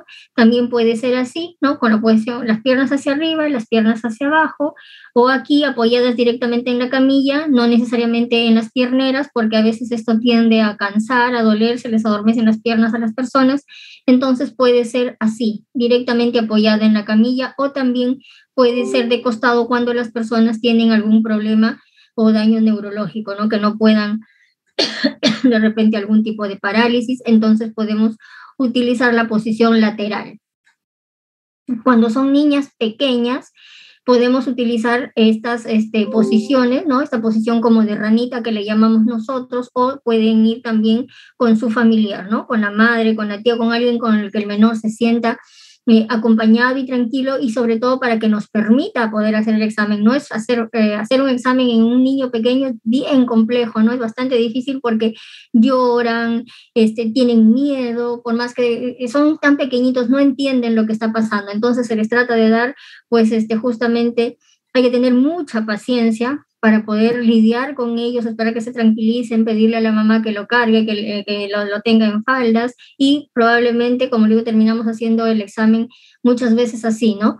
Con la madre o con el familiar o la persona que esté ahí, para que el menor acceda o la menor acceda a que se le realice el examen. Y para hacer el examen de la región anal también es bastante fácil, a veces en menores, en niñas pequeñitas, utilizar esta maniobra, ¿no? De flexionar las rodillas sobre el abdomen, y así tenemos acceso con facilidad a la región anal, ¿no? En esta posición, flexionando las piernas sobre el abdomen.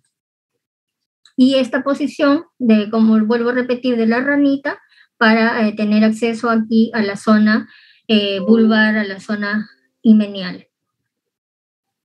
Técnicas para evaluar el himen: la tracción de los labios, maniobra de las riendas. Esto es lo más usual. Lo más fácil, digamos, que nosotros utilizamos a diario es hacer esta maniobra, ¿no? Con los dedos pulgares cogemos los labios mayores, y con el segundo dedo nos apoyamos, traccionamos hacia arriba y hacia afuera para despejar, justamente traccionando los labios menores, y así podemos dejar la zona del himen despejada, valga la redundancia, y poder observar con claridad.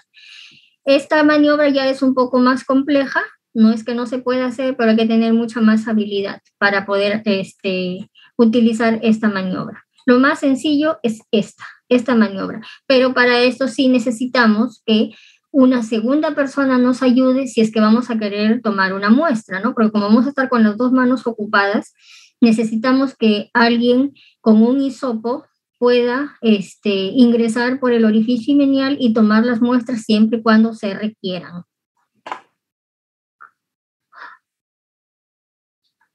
Ahora, ¿cuáles son las conclusiones? ¿Cómo concluimos? Hay diferentes formas de concluir de acuerdo a lo que vayamos a encontrar. Voy a leer unas dos y el resto lo voy a pasar para poder terminar y ya no extenderme más con el examen de la región anal.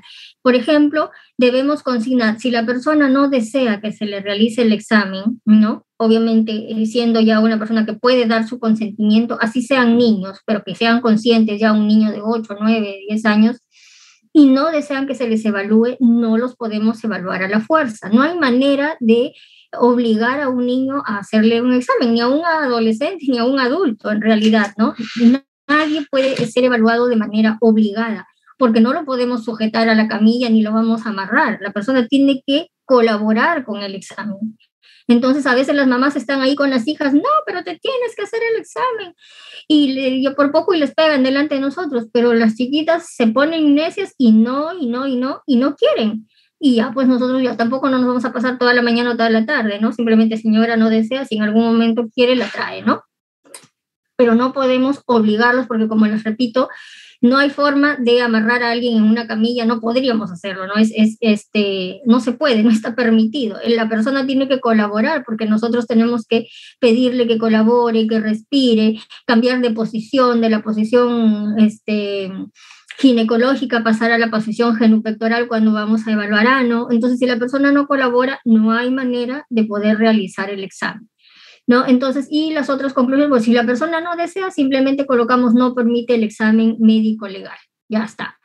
Y si tiene desgarros, pues pondremos presenta desgarro imenial o no presenta, si presenta desgarros recientes con lesiones traumáticas recientes o con lesiones traumáticas antiguas, o presenta signos de parto vaginal, etcétera. Como les decía, acá están la mayor parte de las la mayoría de las lesiones, de las conclusiones que utilizamos cuando realizamos los exámenes médico-legales. Ahora vamos a pasar a la región anal y perianal, ¿no? Entonces, saber, pues, el examen de la región anal lo realizamos tanto en mujeres como en varones, ¿no? A diferencia de que en los varones, cuando van a solicitud de la autoridad a que se les realice examen por integridad sexual, pues nos abocamos básicamente a la región anal, salvo que en la región genital tengan también alguna lesión. O sea, no es que no lo vayamos a examinar, sí, se examina, pero normalmente pues las lesiones en los varones, si es que han sido agredidos sexualmente, las encontramos obviamente en el ano, ¿no? Entonces por eso es que en el varón empezamos más bien por la región anal y durante el examen físico sí, también observamos pues si es que hay alguna lesión en el pene o en la zona pues púbica, ¿no? Entonces, conocer pues que existe un margen anal, ¿no? Donde dice el ano no se refiere a una estructura anatómica real, ¿no? Como ustedes deben saber, sino a la apertura del extremo exterior del canal anal que forma una hendidura de disposición antero-posterior donde convergen los pliegues radiados, ¿no? Entonces, el ano realmente no es una estructura anatómica, ¿no? No es una estructura anatómica. Es una apertura, lo que nosotros podemos observar, ¿no? Esa apertura que nosotros hendidura, una apertura, y ahí, en esa apertura donde convergen los pliegues radiados, a eso nosotros le denominamos región anal, ¿no? Entonces, ya ahora el canal o conducto anal, sí es un conducto anatómico, ¿no?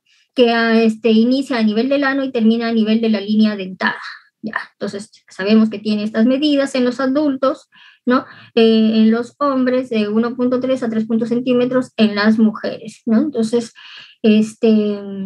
igual en los varones, este conducto anal es mayor que en las mujeres. ¿Cuáles son las posiciones adecuadas para ambos sexos para hacer el examen de la región anal? La más común, la que utilizamos mayormente, es la posición genupectoral o en plegaria mahometana, para hombres o para mujeres. Esta posición, apoyando los codos sobre la camilla, levantando la cadera y exponiendo los glúteos, nos permite evaluar con mucha facilidad la región anal, ¿no? Y lo que vamos a describir, lo vamos a describir así, en sentido horario, viéndolo desde esta posición. Pero cuando no podemos, porque la persona no lo permite, porque la persona no puede ponerse en posición mahometana, porque tiene algún problema neurológico, entonces utilizamos esta maniobra, como les decía. Esta es la de la flexura de las piernas sobre el abdomen, pero debemos consignar en el documento que el examen se está realizando en posición de flexura de miembros inferiores sobre el abdomen. ¿Por qué? Porque si yo describo así en sentido horario, las lesiones van a estar en otro sitio, ¿no es cierto? Van a estar al contrario. Si yo lo describo así, a las 12 horarios aquí, no es lo mismo que a las 12 horarios en esta posición, ¿o sí? Chicos, no es lo mismo, las lesiones estarían invertidas, ¿no? Entonces, por eso yo debo especificar en mi examen en qué posición estoy evaluando. Si estoy evaluando en posición genupectoral o estoy evaluando en posición de doble flexión de miembros inferiores sobre el abdomen. Ya, a ver, las características semiológicas de la región anal. En el ano es, digamos, un poco más sencillo, no más sencillo, más bien más rápido, la parte anatómica, pero un poco más compleja, la parte de las lesiones muchas veces, ¿no? El ano tiene una forma en estado normal o en reposo que se presenta como una hendidura antero-posterior y que al ser dilatado mediante las maniobras del examen pueden adquirir la forma circular, oval o en ojal, ¿no? Como les mencionaba, por ejemplo, si le decimos a la persona que puje, entonces nosotros vamos a poder ver una imagen semejante a esta.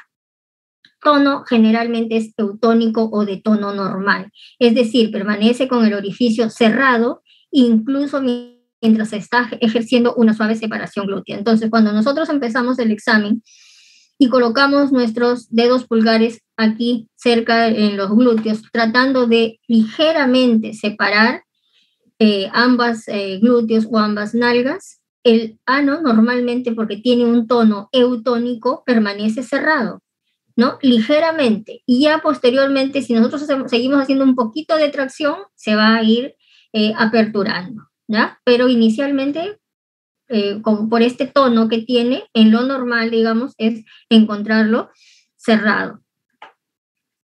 La elasticidad es la propiedad de distensión del tejido anal y periorificial frente a determinados eventos. Entonces, el ano también tiene cierta elasticidad. No mucha, pero sí tiene elasticidad. Tiene un diámetro menor a 0.5 centímetros, ¿no? Cuando este orificio, si nosotros quisiéramos medirlo, normalmente mide de menos o a 0.5 centímetros puede llegar su diámetro. Y los pliegues perianales, también llamados pliegues radiados, se distribuyen uniformemente. Estos pliegues que nosotros vemos acá, que aquí no se ven muy bien, pero acá sí, miren estos pliegues radiados, ¿no? Todos estos como haces de luz, como si fuera el sol, y que salen estos pliegues, se denominan pliegues radiados, que son de manera uniforme en una disposición simétrica, ¿no? Como aros de una bicicleta, dicen algunos autores. Entonces, ahí ustedes pueden ver la imagen. Lesiones recientes. Bueno, en el ano, como les decía, sí, las lesiones son muy, ¿cómo les podría decir? Pues, si la agresión ha sido realmente bastante manifiesta, las lesiones se ven con mucha claridad, ¿no? Y son bastante fuertes, digamos. Observar lesiones anales como estas que estamos viendo aquí. Miren, por ejemplo, esto sería imposible de no reconocer como lesiones en la región anal, ¿no? Vemos todos los signos inflamatorios con mucha claridad, ¿no? Hay tumefacción, hay equimosis, hay sangrado, miren, ¿no? Y tremenda fisura que podemos ver acá, ¿no? Esto no es normal. Ya vimos que cuando hacemos una ligera separación de los glúteos, inclusive el orificio anal todavía está cerrado. Aquí miren tremenda fisura que ya estamos viendo con una leve separación de glúteos, ¿no? Y toda esta zona enrojecida, roja, equimótica y con sangrado inclusive reciente, ¿no? Estas lesiones son recientes porque todavía hay sangrado, ¿no? Miren aquí y miren acá. Entonces acá podríamos describir que toda la lesión, ¿no? Una fisura que compromete la región anal, que va desde las 12 horas hasta las 6 horas, ¿no? Con los pliegues radiados completamente equimóticos, tumefactos, y que toda la zona perilesional alrededor del ano está comprometida, ¿no? Miren, toda esta zona. Pero también debemos tener en cuenta que en el ano muchas veces no confundamos esto con esto, ¿eh? Por favor, miren bien, ¿eh? En la guía también van a encontrar más lesiones recientes. Esto son lesiones recientes producto de una agresión sexual. Esto no es una lesión. Esto es un condiloma. Esto es una enfermedad de transmisión sexual, ¿ya? Que también es bastante frecuente encontrar, ¿eh? Esto también lo hemos encontrado. Pero también podemos encontrar infecciones o, bueno, lesiones por enfermedades de transmisión sexual como estas, que son un condiloma, y además lesiones por agresión sexual. O sea, porque no quiere decir que una persona que tenga una enfermedad de transmisión sexual como esta, que son unos condilomas, no pueda ser agredida sexualmente, ¿no? Pero no confundirlo. De repente, a simple vista, si vemos esto, pensamos que esta es una lesión por agresión sexual. No. Esta sola es una es una imagen de una lesión por enfermedad de transmisión sexual, por un condiloma. Esto es un condiloma, ¿no? Y estas sí son lesiones recientes por agresión sexual. Bien, entonces, ¿cómo podemos concluir? Al igual que en el IMEN, aquí, si la persona no desea que se le haga el examen, pues colocaremos que no permite el examen médico legal. Si es que presenta signos, pondremos presenta signos de coito anal y tenemos que determinar si ese coito anal ha sido reciente, ha sido antiguo, de repente antiguo pero con lesiones recientes, porque también puede ser que la persona pueda tener relaciones sexuales, ¿no?, contra natura, consentidas y que en algún momento haya sido agredido sexualmente. Entonces, yo puedo encontrar lesiones antiguas, pero las que estoy viendo en este momento son recientes y la persona está denunciando por estas lesiones recientes. No está diciendo hace un mes fui agredido sexualmente, que también puede ser, ¿no? Puede ser que diga, hace un mes me agredieron sexualmente y en esta segunda oportunidad nuevamente, de repente la misma persona. Entonces también guarda relación con lo que está diciendo. Encuentro lesiones antiguas, pero también encuentro lesiones recientes, ¿no? Entonces, como ven, guarda relación, ¿no? Y si no guarda relación, tampoco hay ningún problema. Ustedes simplemente describen lo que ven. No tienen que hacer de que guarde relación lo que la persona les dice con lo que ustedes están viendo. Si guarda relación, mucho mejor, pero si no guarda, ustedes no se preocupen. Ya el fiscal se encargará de averiguar qué pasó ahí, ¿no? Presenta signos de infección de transmisión sexual. Si encontramos condilomas o cualquier otra lesión que no sea producto de una agresión sexual, también lo tenemos que describir, ¿ya? Entre otras cosas que de repente encontremos y que nosotros queremos describir, lo describimos sin ningún problema. Entonces, en la guía existen los criterios mayores y los criterios menores que nos permiten, de alguna manera, poder diferenciar cuándo son lesiones recientes y cuándo son antiguas, ¿no? Entonces, miren, acá tenemos algunas características que nos van a ayudar a determinar cuándo es reciente. Por ejemplo, presenta signos vitales perilesionales, ya les mencioné, ¿no? Encuentro hemorragia, equimosis, tumefacción, hay sangrado, entonces me estoy dando cuenta que eso es reciente.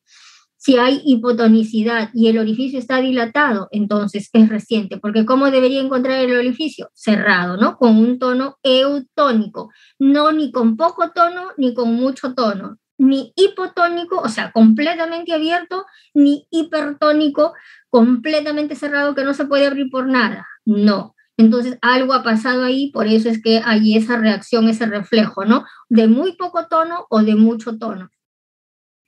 Presencia de asimetría en la disposición radiada de los pliegues. Si los pliegues están asimétricos, si los pliegues están tumefactos, si los pliegues están equimóticos, entonces definitivamente ha habido algo ahí. Ha habido una penetración, ha habido una fuerza que ha estado intentando, ¿no?, entrar y ha hecho pues justamente que estos pliegues se vuelvan tumefactos y equimóticos. Algún otro tipo de lesión que yo encuentre, la describo. Esto en lo que es recientes. Y en antiguos igual encontraré cicatrices, ¿no? Así como en el IMEN ya voy a encontrar cicatrices, acá también voy a encontrar cicatrices. Cicatrices, dice presencia de cicatriz hipocrómica o hipercrómica, presencia de rodete fibroso. Bueno, esto es un poco más complejo. Creo que yo habré visto en todo el tiempo que he evaluado, si he visto una vez rodete fibroso es mucho. Lo que sí he visto son cicatrices hipocrómicas, sí, pero rodetes fibrosos, para serles sinceras, creo que habré visto una vez, no sinceras, no he visto muchas veces, ¿no? Enfermedades venéreas sí es frecuente a veces ver cuando evaluamos a personas que han sido agredidas sexualmente. ¿Qué más a ver aquí? Entonces dice, miren, hay que tener en cuenta esto que está escrito aquí en rojito. El diagnóstico de coito contra natura requiere la presencia de un signo mayor, o sea, alguno de estos signos mayores y o la combinación con uno de los signos menores. Entonces, un mayor con uno de estos menores nos va a dar un diagnóstico de acto contra natura. Dos menores también, ¿no? Entonces, por lo menos un mayor con la combinación de un menor. Pero si yo tengo, por ejemplo, puedo tener dos mayores, tres mayores, de repente un mayor con un menor, o sea, podemos combinar, ¿no? Pero aquí nos está justamente haciendo un resumen de qué signos voy a encontrar yo y voy a poder determinar si son recientes o son antiguos.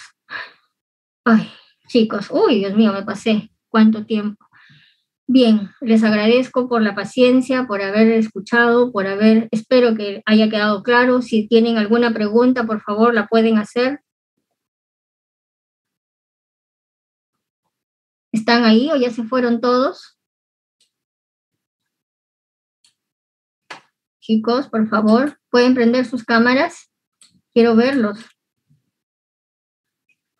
¿Alguna pregunta? ¿Ninguno tiene ninguna pregunta? ¿Todo está claro o no se ha entendido nada? Sí, se entendió.